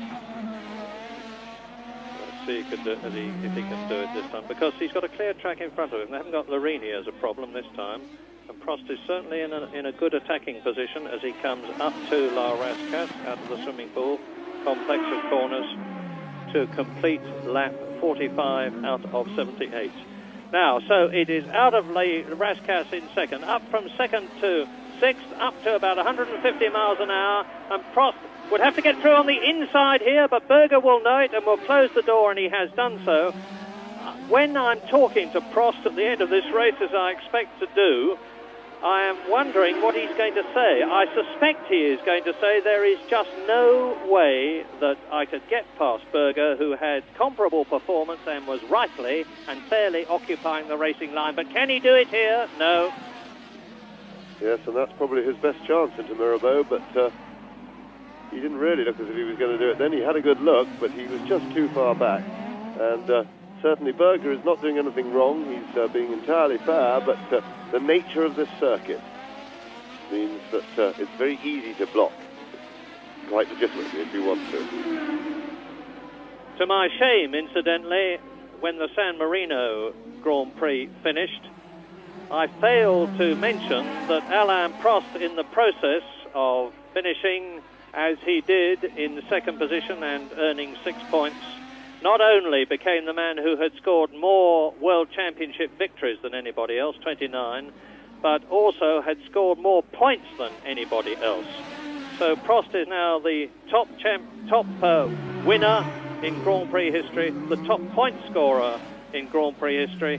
He's on his way to 4 points at the present moment, even if he doesn't wear Gerhard Berger down. And Prost currently has 400... hello, is this it? Is it passed on the outside? No, it's terribly difficult. I thought he was selling Berger a dummy there, trying to get past on the left to dodge through on the right, which is the normal passing position at Sainte-Devote. But Berger, notwithstanding the fact that this is, quotes, only his 55th Grand Prix in comparison with Prost's 124th, was wise to that, stayed right where he was and left no room for the McLaren to pass. Yes, and that is the one place into Sainte-Devote, or probably the best chance, but of course as soon as Prost gets up alongside, Berger legitimately takes the inside line, and really there's no way that Prost's going to do it around the outside. And I should think that Prost is beginning to run out of ideas. He's had a look at just about every possible place on the circuit. He's just wiping his visor there, maybe getting a bit of oil and rubbish thrown up by the Ferrari. If it is, and there is a end of the race for one of the marches. That's Gugelmin having a look in the cockpit, taking the keys out of the ignition or whatever he's doing. End of the day for that march. With a very flat spotted right rear tyre, I notice. I don't suppose for a moment that's the problem. But the new march is an extremely promising Adrian Newey design. They're still working hard on reliability, and for whatever reason, and I don't know what it was, they haven't got it in this race. So, as Prost continues to harry and harass Gerhard Berger for second place and show him the nose of the McLaren again at the Mirabeau, we are on lap 48 out of 78. And it is now Senna leading by nearly 50 seconds. Berger second, Prost third, there they are. Alboreto fourth in the second Ferrari. Riccardo Patrese in fifth position and really enjoying the reliability and the nimbleness of the Williams. Derek Warwick is still in the points in sixth place. Palmer is seventh and lapped. Boutsen is eighth. Alio is ninth. Gugelmin was 10th, lapped twice, but is now out. So Dalmas moves up. Prost is looking fit to have another go. And in 11th position is Nicola Larini, 2 laps down. Ginzani is 12th, 4 laps down. And this is the real interest in the race. This unremitting top concentration scrap between the brilliant Austrian Gerhard Berger and the equally talented double world champion Alain Prost. Prost having another look down the outside, but he's not going to do it that way. And Berger just won't leave that door open down the inside. And meanwhile, Senna is not really relenting at all. He's keeping the speed on up front. He's got an absolutely enormous lead, 50 seconds. Once again, Prost having a look, but he just can't get on terms. I think he's going to have to screw his eyes up. If he's going to get past, he's going to have to give himself a big overdose of bravery. Because there is no non-aggressive way of doing it. Unless, of course, he can persuade Berger to make a mistake. But Berger doesn't really look like making a mistake. He looks very comfortable. He's experienced enough to know that, as I said before, he doesn't need to be in a hurry. There's no rush for Berger. In order to hold his second place, he only has to make sure he makes no mistakes. And as I said before, that is proved by the fact that Senna is constantly pulling away, notwithstanding the fact that his lap times of about 1 minute 29 seconds now are slower than his fastest at 1:27.6. So Berger is allowing Senna to get away in keeping Prost back. And Prost, I would imagine, Prost is actually fighting for 2 World Championship points. If the first 3 finish where they are now, Prost would still be leading the World Championship at the end of the Monaco Grand Prix from Ayrton Senna, but by only 1 point. If, however, he could get ahead of Gerhard Berger, he would be leading the World Championship by 3 points. However, this is all hypothetical. They are closing on the Benetton in front of them of Thierry Boutsen, who is in 8th position and has, of course, been lapped. But Michele Alboreto, meantime, is taking advantage of Gerhard Berger not going perhaps as quick as he could do to close up a bit on Alain Prost in 3rd position. There's Boutsen in the Benetton, Berger in the Ferrari, Prost in the McLaren, and maybe we will see Alboreto. No, we didn't. Yes, we did. You just caught a flash of the Ferrari exiting the new chicane. Yes, and Prost had dropped back a little bit then. He wasn't ready to pounce on any problems caused by Boutsen, but in fact there weren't, so it didn't matter. But that is the problem that faces him. He cannot afford to take any breathers in this race because he's got to be right there, ready to pounce on a mistake. So dropping back a couple of seconds, which would normally be a sensible way to go about things, is no good to him today. Look for Alboreto. He's 6 seconds behind Prost. There's Prost, having passed Boutsen, as has Berger. Alboreto is 6.2 seconds behind Alain Prost and slowly closing. 4th position, Alboreto. There is Prost. Patrese is 13 seconds behind Alboreto, who is in 5th position. Derek Warwick is still 6th. Jonathan Palmer is in 7th place and may well be in the points by the end of the race, as he was last year. And that would be a wonderful fillip for the Tyrrell team after the misfortunes they've had in Brazil and then San Marino They need a psychological boost, and that would be a wonderful one for them. Now look for the Ferrari. There it is. See, Prost, I mean, it's so easy to think of things that might be the problem. It's extremely unlikely, but Prost's engine may be overheating a little as a result of running so close to Gerhard Berger, as a result of which he might have to decide from time to time to ease back a bit and let the engine cool down with an increased flow of air through the radiators as Riccardo Patrese closes up to Philippe Alliot. Nannini, incidentally, had a clutch problem and then a gearbox problem, and that's why he went out of the race. So perhaps his gearbox locked up as he went into Sainte-Devote, where we saw him stop. Ivan Capelli in the march has been passed by Riccardo Patrese, and lapped, of course.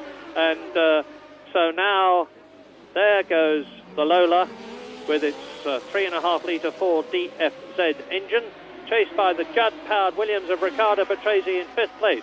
Race order, lap 53 in the 78-lap race. Still a long time to go. There's still time for any of the top 6 to strike some sort of problem, and there is one! My goodness, back goes, that's Alliot. Alliot goes straight into the barrier, having hit the curb.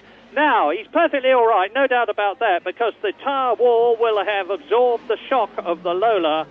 But Philippe Alliot, the forceful, thrusting driver from Formula 3000 and who used to drive in the Ram team and the Ligier team. Let's have a look at it again as Riccardo Patrese tries to take Alliot. I would have said that Alliot moved across much too soon.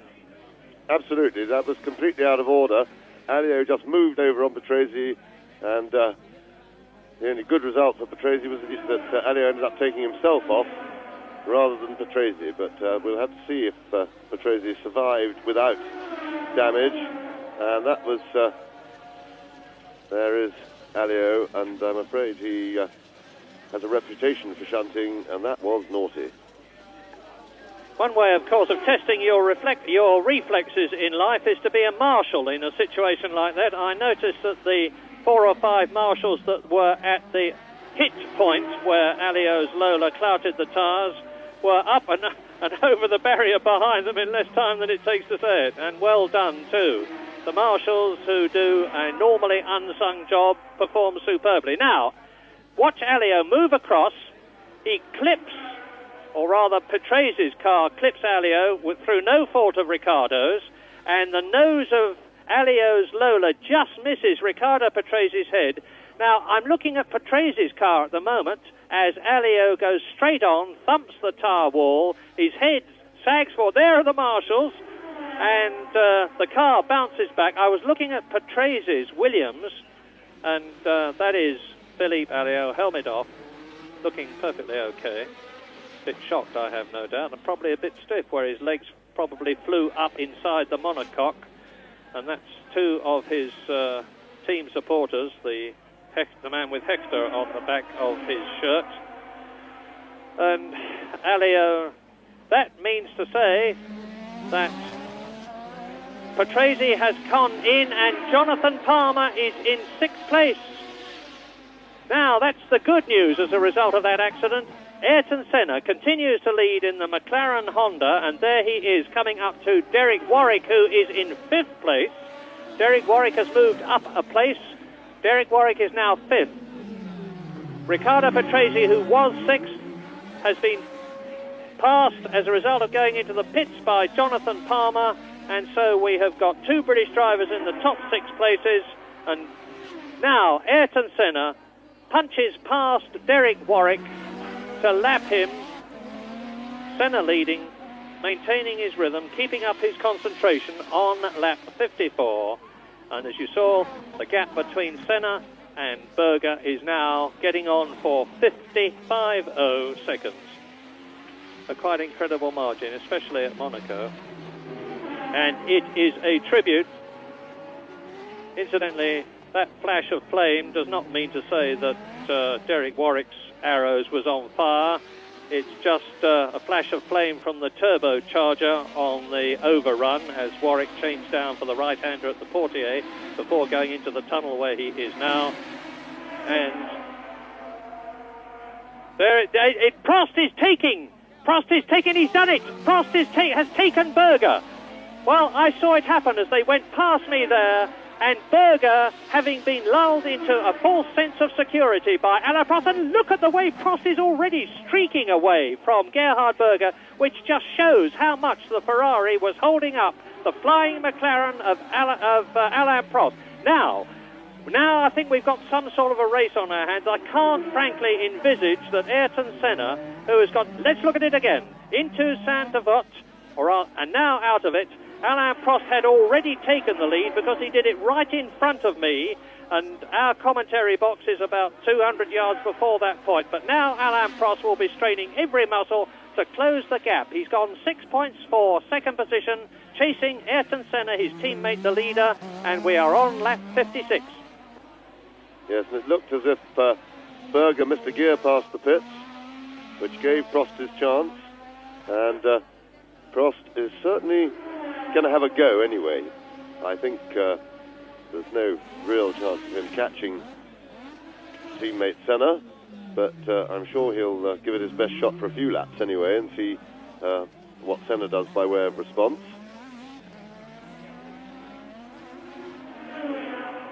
So Prost with a pretty clear road in front of him. So the two McLarens and the two Ferraris are the only cars on the same lap still. They've lapped the whole of the rest of the field. And I am going to be keeping a very careful eye on lap times now. The fastest lap so far is that of Ayrton Senna in 1:27.6. But now that Prost has got away from Berger and has a clear track in front of him, we'll be able to see whether he is going to be able to go quicker than Ayrton Senna. If he is, he's not going to be able to go very much quicker, and Ayrton Senna, of course, would be able to respond. But Alain Prost would then hope, teammate though he is, that Ayrton Senna might have perhaps some little problem which would slow him up and enable Prost to close the gap. Now we're going to see this brilliant Frenchman, double world champion, winner of 29 Grand Prix, a record, and scorer of 421.5 points, a record at his very best. He is on now, lap 57. There's Ghinzani out of the race, yet again. Poor Ghinzani, when he was with Osella, he hardly ever finished. He had a brief time with the Tolman team, and very seldom got the Tolman home. Then he went to Ligier with the same problem. Now he's with the Zakspeed team, and that means to say that both the Zakspeeds are out of the race. Well, Schneider never even started, but now Ghinzani walking home, ever cheerful. I suppose he's not unhappy about the fact that he has done some 53 laps, which is actually more than he's usually done. And there we are. Prost is now the fastest on the circuit. So he's having a go. Senna hasn't yet responded, but he doesn't really need to. He's got bags of time. And of course, they're still lapping other cars. Patrese has rejoined. Lost a bit of time in the pits.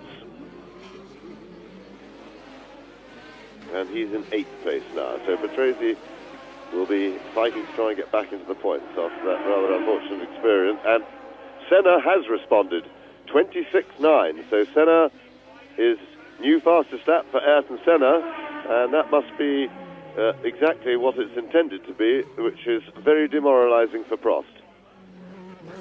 And that was just a little message from Senna to say, look here, I'm in charge around here. And I think Prost, having seen that, won't bother to take up the cudgels. I think he'll just secure his second place by trying to get plenty of space ahead of... And Prost has gone quicker too, 26.7 for Alain Prost. So the two McLarens are putting on a little exhibition of their own. I can imagine the knowledgeable who are watching this race wondering whether the fact that the two McLarens are now hammer and tongs at it for the fastest lap might stretch each other so much that one or the other would go out of the race. I think that is more than unlikely because both drivers are enormously experienced and know exactly what the situation is, and they're handling two of the most reliable cars in the race. But there is no doubt at all that this superb radio system which McLaren have between the pit and the radio will have alerted Ayrton Senna to the fact that Alain Prost is now in second place and putting up fastest laps, and I have equally no doubt that Ayrton Senna, as James said, in putting in that lap at 1:26.9 as he did, would in effect have been saying, try that one for size, Alain, because it just proves that I can go faster if I want to. So now on lap 59, the gap between Ayrton Senna in the lead and Alain Prost is 46 seconds. It was nearly 50 seconds between Ayrton Senna and Gerhard Berger when the Austrian was in second place. It's now 46.9. Prost has just gone through to complete his 58th lap, and it's Senna leading very, very convincingly by 47 seconds. You're watching, by the way, Jonathan Palmer, who's driving one of the races of his life in the points, in sixth position in the 017 Tyrrell, the car which after Brazil had to have an 8-inch spacer put between the engine and the gearbox to improve the handling. One of the reasons that Julian Bailey failed to qualify, sadly, for Monaco is that he was driving a short wheelbase version of the Tyrrell, which didn't handle as well as Jonathan Palmer's longer wheelbase version. Jonathan put his long wheelbase Tyrrell on the grid in a superb 10th position. He's now in sixth position in the points, and that's the first time that it's happened to Tyrrell this year, to the Tyrrell team. And if Jonathan Palmer goes on, as he is doing now, he's going to get at least 1 point, maybe more. Race order, Ayrton Senna leading McLaren Honda. Alain Prost second, McLaren Honda. Gerhard Berger in the Ferrari third. His teammate, Michele Alboreto, who, by the way, has only scored 2 points for a fifth place in Brazil thus far this season, is in fourth position. In the Arrows Megatron, Englishman Derek Warwick is fifth, ahead of Englishman Jonathan Palmer that you're looking at now in sixth position, with the 4DFZ smoking a bit as he went round Sainte-Devote. Let's hope that's not trouble. He's a lap behind, as is Derek Warwick, the four turbo cars. See the smoke coming from Palmer's Tyrrell?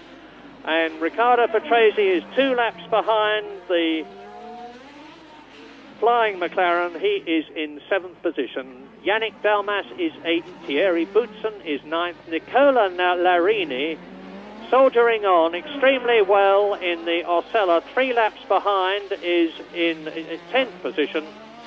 And in 11th place is Ivan Capelli, albeit 5 laps behind. So they're getting very, very spread out. We'll just have to keep our fingers crossed for Jonathan Palmer, because his car's been smoking for quite some considerable time now, just at certain points, and hopefully it's not a serious problem and not losing enough to get him low on oil.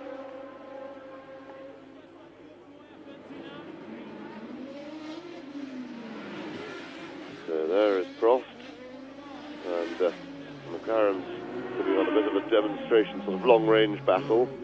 They can't see each other, but they, of course, have all the information to hand, courtesy of the radio and the pit board. And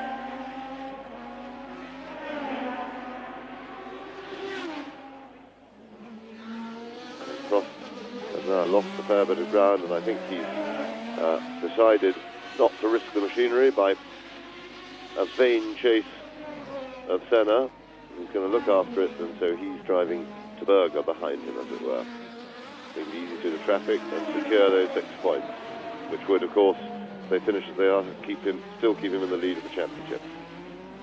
By 3 points. They've been going now for an hour and 35 minutes in these grueling conditions. Although the sun is not actually shining, it's very warm here, I can tell you that, and in the cockpits it will be even warmer. And with 1 hour and 35 minutes behind them, they've still got 17 laps to go at roughly 1.5 minutes a lap. So stamina is the name of the game. Prost has undoubtedly got it. Very fit, as of course is Senna. as of course is Dr. Jonathan Palmer. He knows what to do to keep fit, and he is now ahead of Alain Prost there on the circuit, but 1 lap behind him in the race, and shortly to be 2 laps behind him when Prost catches him and takes him again. But nevertheless, Jonathan Palmer is in 6th place. The order: Senna leads, Prost 2nd, Berger 3rd, Alboreto 4th, 14 seconds behind Berger, incidentally. Warwick has been lapped and is in 5th place. Palmer has been lapped and is in 6th place. Patrese has been lapped twice, is 7th. Dalmas also lapped twice 8th. Boutsen 9th, lapped twice. Larini 10th and Capelli in 11th position. The race continues, and Dalmas has just passed Riccardo Patrese. He is now in 7th place. Jonathan Palmer lets Alain Prost through, unlike Philippe Alliot, who did not let Riccardo Patrese through. And since the circumstances were very similar in that neither driver, Alliot nor Palmer, had anything to lose by letting the man behind them pass, it's an indication of the fact that Jonathan Palmer is not only an extremely good driver, but an extremely well-mannered one. Ayrton Senna is now on lap 63. Nothing can stop him now except a reliability problem or someone getting in the way. And of course there aren't so many people left to get in the way now. As ever, the Monaco Grand Prix has proved a race of attrition, because 26 cars started this race. Really only effectively running now are 9 cars, because out of it have gone world champion Nelson Piquet, the Frenchman Philippe Streff in the vastly improved AGS, which has been going jolly well in practice. Alex Caffey out, as you saw, when he hit the barrier at the very first corner in the new Dallara. Stefan Johansson disappeared very quickly in the Ligier, as did Gabriel Tarquini in the yellow Coloni. Then Oscar Larrauri out in the tubby Eurobrunn, just as he was entering the tunnel. Andrea de Cesaris has disappeared from the fray in one of the Rials that was left after he's destroyed 2 this season. Nigel Mansell, of course, badly taken off through absolutely no fault of his own when he was in a fighting 4th position, and I think might well have finished in 3rd position in the race. Luis Perez Sala, the Spaniard, out in his Minardi. Alessandro Nannini, who we heard had clutch trouble and a gearbox problem. Maurizio Gugelmin, who we saw parked on the hill on the way up to the Hotel Paris. Piercarlo Ghinzani walking back, he's just about reached the pits now. And Philippe Alliot out when he hit the Mirabeau corner tyre wall with a colossal thump in trying to stop Riccardo Patrese from passing him, and I'm glad to say nevertheless that he's quite all right, as obviously is Ayrton Senna through the tunnel at some 160 miles an hour in his McLaren Honda, on his way not only to his 2nd Grand Prix victory in succession for McLaren, having won at San Marino, but his 2nd successive Monaco Grand Prix victory, because last year he won in the Lotus Honda, the first time that a car with active suspension had ever won a Grand Prix, and the last but one at the moment, because although Senna went on to win in Detroit, a similar street race, he won no more from Lotus Honda. Lotus have ceased to use the active suspension, although the Williams team use a reactive suspension, which is a not dissimilar type. And there's Yannick Dalmas, chased by Derek Warwick. Warwick, who is in 5th position. Dalmas, who is a lap behind, in 7th place. Yannick Dalmas in the Lola, this young Frenchman who is an ex-motorcycle enduro rider and has taken to Formula One extremely well, having done well in Formula 3000 last year. Won 2 races in the Formula 3000 Championship last year. Moved up to Formula One and took 5th place in the... He drove in 3 Grand Prix last year and took 5th place in Australia. Now there's Larini in the yellow helmet, and it really does look as though the venerable Osella, with its equally venerable Alfa Romeo-based V8 engine, is going to finish a race. But having said that, it'll probably retire. So there's Larini, who's driving an immaculate race. We've seen him move over time after time, as he should do. He knows he's in a slow car. His ambition will be to finish the Monaco Grand Prix. This ex-Formula 3 champion of Italy failed to finish in Brazil. He was excluded from the San Marino Grand Prix because of a technical infringement of the rules. They've revised the car. Antonio Tomeni, the ex-Ferrari engineer who is now designing for Osella, has made the necessary changes to make the Osella legal. And just as Tyrrell will get a tremendous fillip if Jonathan Palmer finishes where he is now in 6th position, so would the Osella team if Nicola Larini even finished. There's Derek Warwick. He's come good this season, having had a pretty dreadful 1987.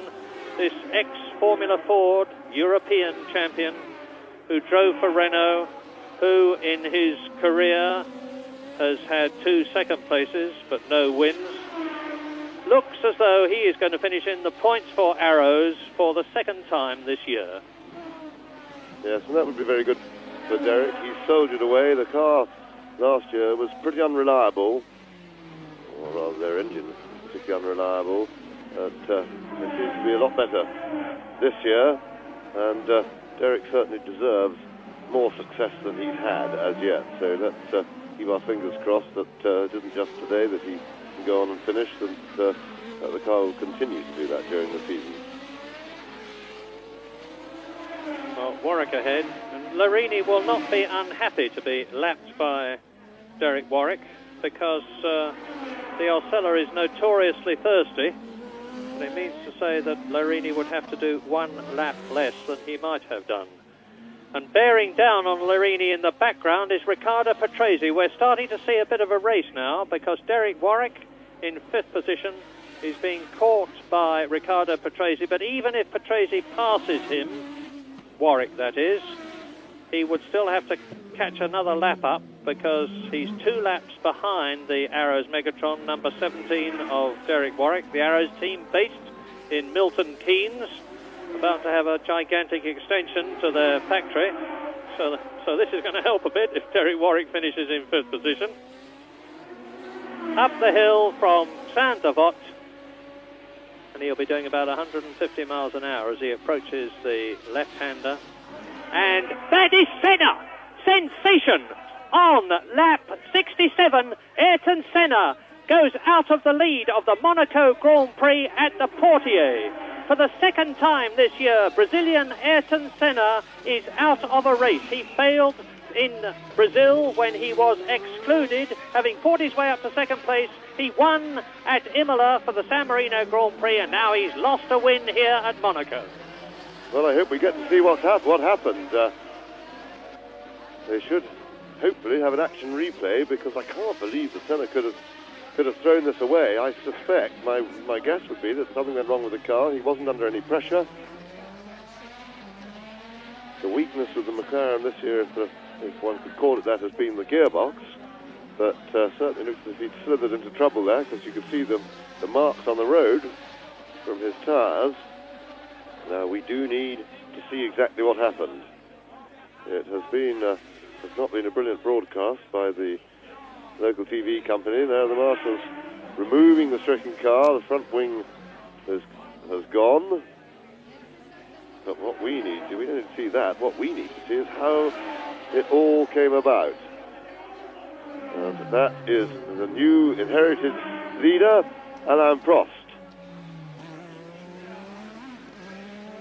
So Prost, now he is some 11 or 12 seconds ahead of Berger, and with a fair bit in hand. So it's all pretty easy for Prost. And look at the amount of oil on his rear wing there, and that's of course from hounding Berger throughout the race. All the vapour and oil and rubber then comes up off the track, and dust and dirt, which then sticks to the oil. So he would have had that all over his visor. But still, we would like to know what happened to Senna. Indeed we would. It was I can only assume some kind of an off by the fact that his front wing was totally missing. But what bitter gall for Ayrton Senna, who had driven a faultless race as far as we know. As James has said, we're suffering from the disadvantage of not being able to see what happened to the McLaren. But for whatever reason, Ayrton Senna, having led all the way from the green light to the conclusion of the 66th lap out of 78, is out of the Monaco Grand Prix, and the little Frenchman, Alain Prost, is on his way to his 30th victory, and not only that, but to his 4th Monaco Grand Prix win in 5 years, a quite incredible record. You will have noticed that I've been very careful to say Alain Prost has scored more championship points. I was very careful not to say more world championship points, because some of the points that he scored, 6 of them to be exact, were disallowed, not because of any infringement of technicalities, but simply because of the way the rules are organised. And if he scores 9 points, as he is on his way to doing now, he will have become also not only the most point scorer of all time, but the most world championship points of all time. But there's interest behind, because now the Ferraris are 2nd and 3rd, because Berger is back into the 2nd place that he held for so long. Michele Alboreto is 18 seconds behind Berger, and Berger, by the way, is 12.5 seconds behind Prost, so Prost can't afford to ease up too much. In 4th position now is Derek Warwick, who's therefore on his way to 3 points. Ayrton Senna out of the race altogether. Jonathan Palmer is in 5th place. Yannick Dalmas, for the 2nd time in his career, is on the way to scoring World Championship points, or a World Championship point to be pedantic. But Prost is the man, this cool, calm, tremendously experienced and enormously likeable Frenchman, who I have never heard anybody say a harsh word about. He is ever cheerful, he is ever courteous, he is ever helpful. And to someone in my position, the cooperation that I've always had from Prost is very much appreciated. So you see there are 8 laps to go, and Prost as Senna. Oops! That looks like Boutsen to me, who had a puncture incidentally. No, it's not. It's Dalmas. It's Dalmas's car through into the tunnel, and Dalmas, I remind you, in 6th position. Obviously his tyres are getting a bit worn, or he hit a patch of oil. There he goes through the new chicane, and the difference there, 14.2 seconds between Prost, the leader, and there is Riccardo Patrese, who has unlapped himself from, I'm sure, an unworried Derek Warwick as Boutsen goes through. And so now let's get up to date with the race positions on this, the 70th lap in this 78-lap race. Alain Prost leads. And by the way, Ayrton Senna still has the fastest lap, 1:26.3, and there is absolutely no need for Alain Prost to extend himself to challenge that. Prost in the lead is 12 seconds ahead of the Ferrari of Gerhard Berger, 31 seconds ahead of the 3rd-placed Ferrari of Michele Alboreto. 4th is Britain's Derek Warwick in the Arrows Megatron. 5th, as he was last year and lapped, is Jonathan Palmer. 6th is Yannick Dalmas, also lapped. 7th is Riccardo Patrese, now on the same lap as Dalmas and Palmer and catching them.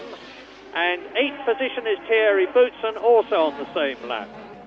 Nicola Larini is in 9th position now, and Capelli, 5 laps behind, is in 10th place.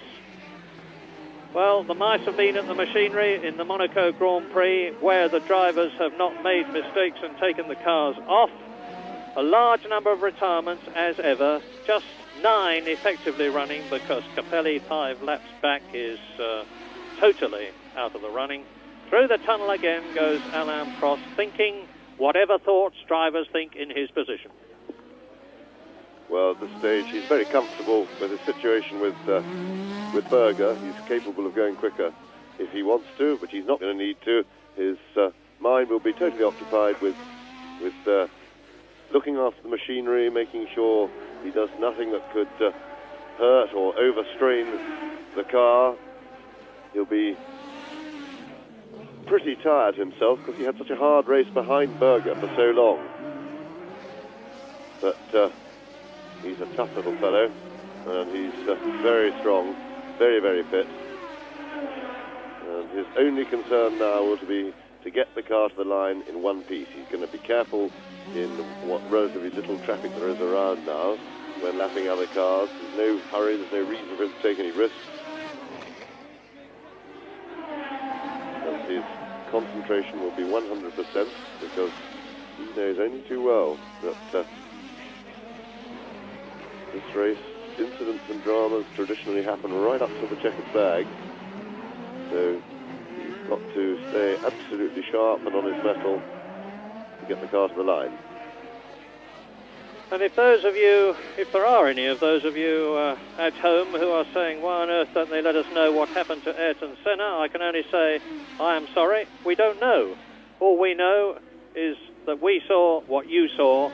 Senna stopped out of the car, the front wing missing, which obviously means contact somewhere, but why the contact happened and exactly where it happened, except that it must have been somewhere between Lowe's hairpin and the right-handed Portier, I don't know. We've had no messages here. Needless to say, if we get one, when we get one, we'll pass it on immediately. But on lap 72, in the 78th lap race, which has certainly been an interesting one, with Nigel Mansell being thrust out of contention, with Alio going very rapidly indeed into the tyre wall at the Mirabeau, with Ayrton Senna disappearing from the lead that he held so long, to have it inherited by the car that you're looking at in the background, Alain Prost, who is gaining in the lead on Thierry Boutsen to lap him for a second time. Boutsen in 8th place.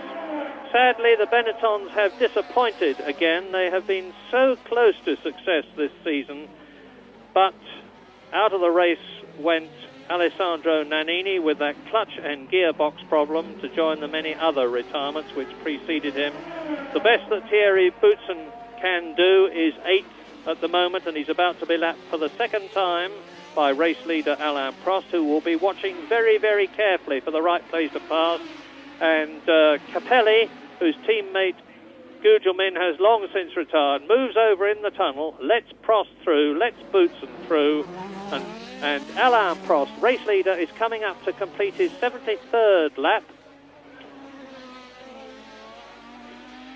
And he's leading by some 18.5 seconds. See, he's not making any effort, really, to rocket past Thierry Boutsen, because that radio, the earphones inside his helmet, there's the second place man, will be appraising him of what the situation is.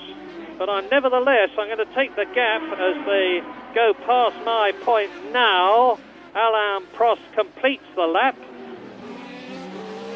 The gap was 18 seconds between himself and Gerhard Berger, who will similarly know exactly what the score is. Prost is up and round the left-hander at the Hotel de Paris. Past me goes the Ferrari. And the gap is 19.5 seconds. So notwithstanding the fact that Alain Prost is taking his time about getting past Thierry Boutsen, he is still extending the gap between himself and the second place Ferrari of Gerhard Berger, who is 16 seconds now ahead of Michele Alboretto's car. Ferrari are second in the Constructors' World Championship at the moment, and they're on their way to scoring 10 points for second and third positions. If everybody finishes where they are now, McLaren will still, of course, be very much in the lead in the World Championship, but with a smaller gap, a minusculely reduced gap. The gap was 14 points between them and Ferrari when this race began. If the first three cars stay where they are now, the gap will be down to 13 points between constructor leaders McLaren and second position team Ferrari, with Lotus on only 9 points and no finishes in this race, a poor third with a mere 9 points. But there's Berger. He's driven extremely hard the whole race. Prost has now lapped Boutsen twice. Boutsen in 8th position, 2 laps down. Alain Prost is on his 75th lap, so laps 75, 76, 77 and 78. 4 laps including the one he is on, each of 2.07 miles.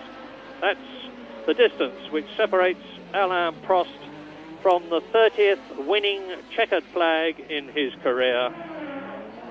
By far the most successful racing driver of the current era, and in terms of Grand Prix victories and points, ever.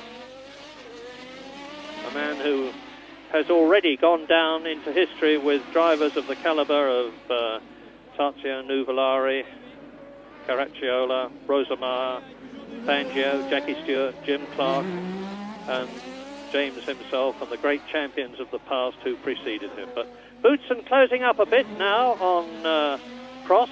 I wonder, well, I'm not looking for sensation, James, but is there anything significant?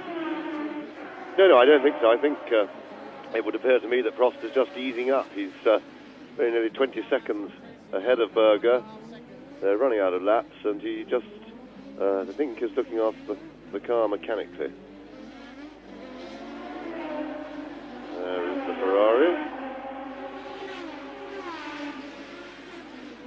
Prost now 3 laps to go. Yeah, and he's lapping about 0.2 of a second slower than Gerhard Berger, so there really is nothing in it.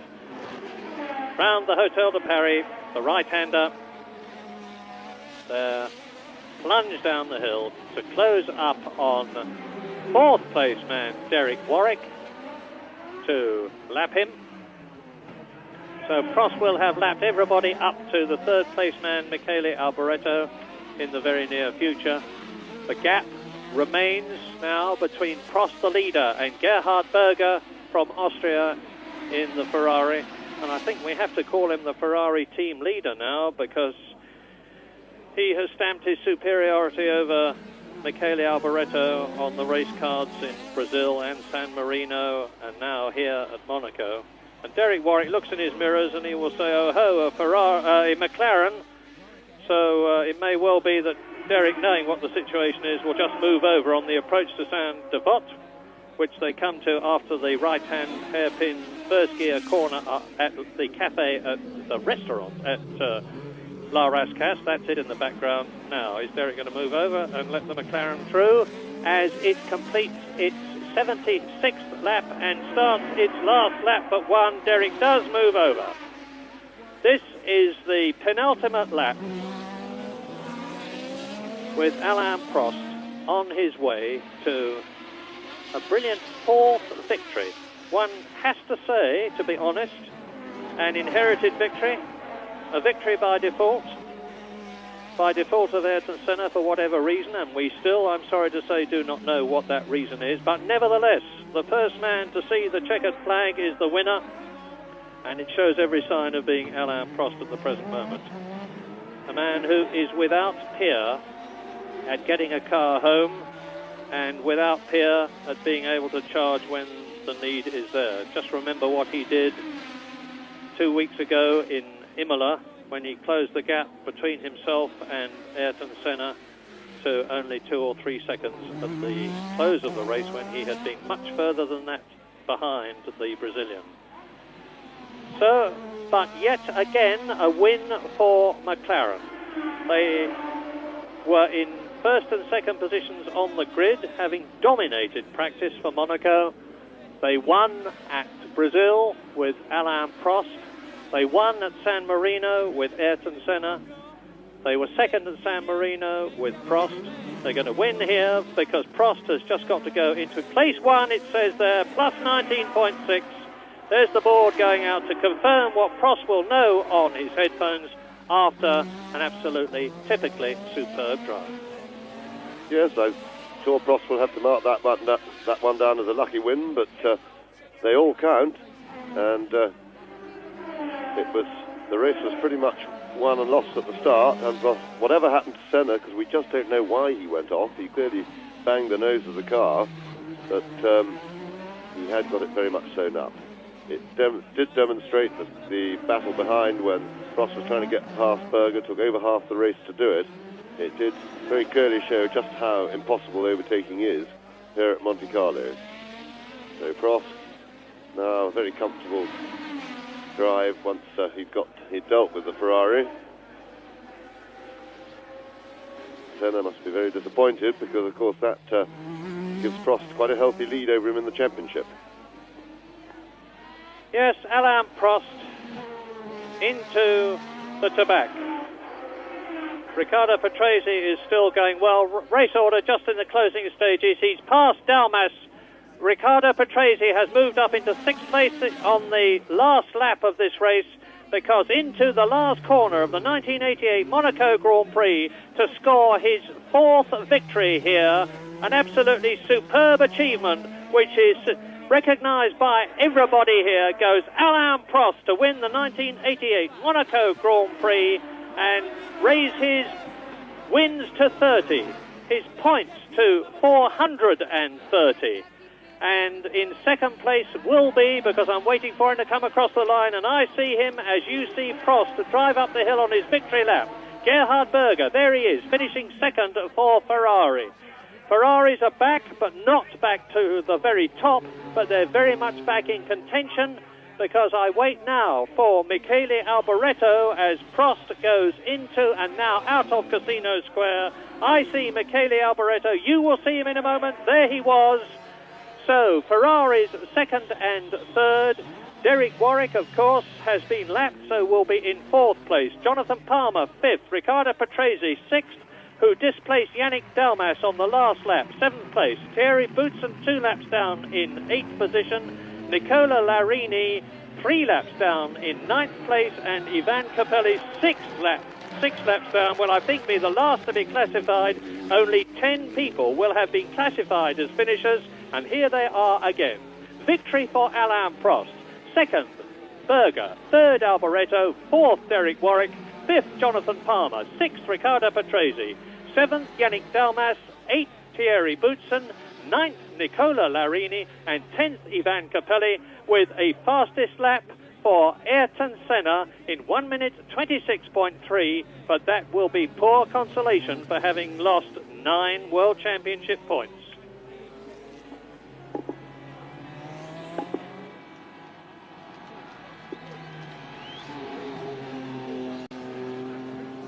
Now, in World Championship terms, that means to say that Alain Prost has extended his lead. He now leads Gerhard Berger by 10 points, with Ayrton Senna 3rd, with Nelson Piquet in 4th position. Michele Alboreto is 5th, and Derek Warwick 6th, and he scored twice this season. In the Constructors' Championship, McLaren lead Ferrari by 13 points, with Lotus a poor 3rd, Arrows 4th, Benetton 5th, and Tyrrell 6th, ahead of Williams with 1 World Championship point.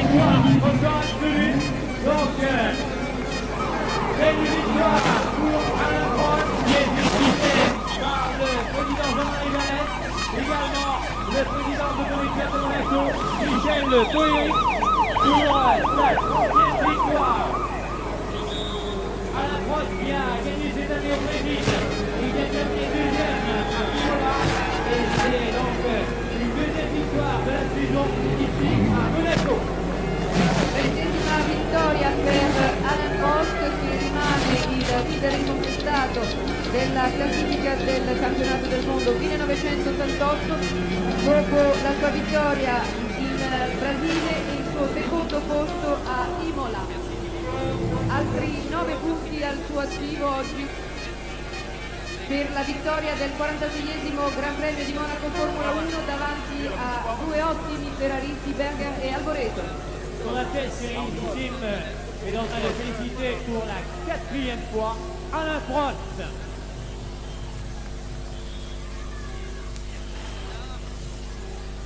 L'hymne national pour la victoire de Alain Prost.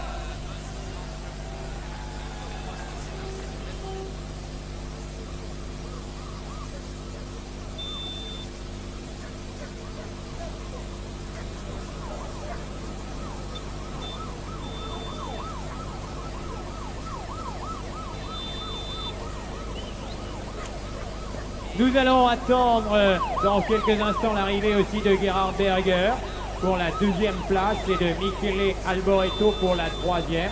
C'est-à-dire que nous allons accueillir dans quelques instants les deux pilotes de Ferrari, deuxième et troisième sur ce podium.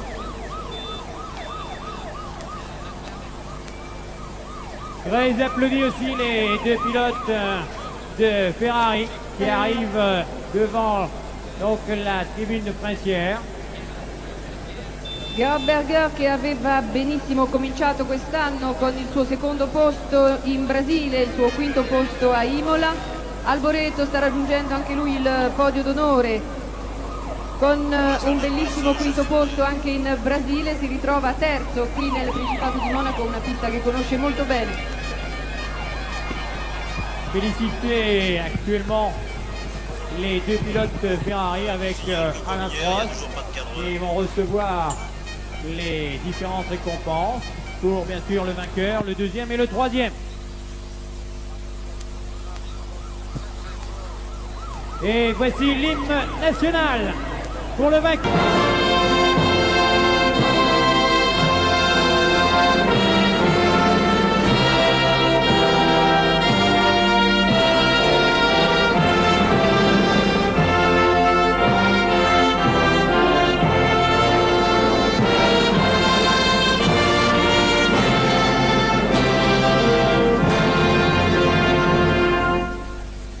Quatrième victoire à Monaco pour Alain Prost. Après 84, 85, 86, c'est 88.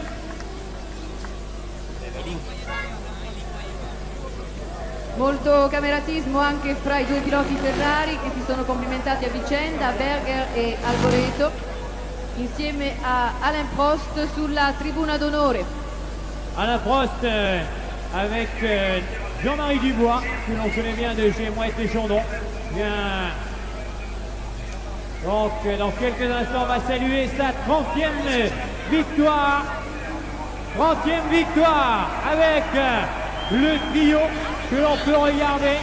Prost, Berger, Alboreto.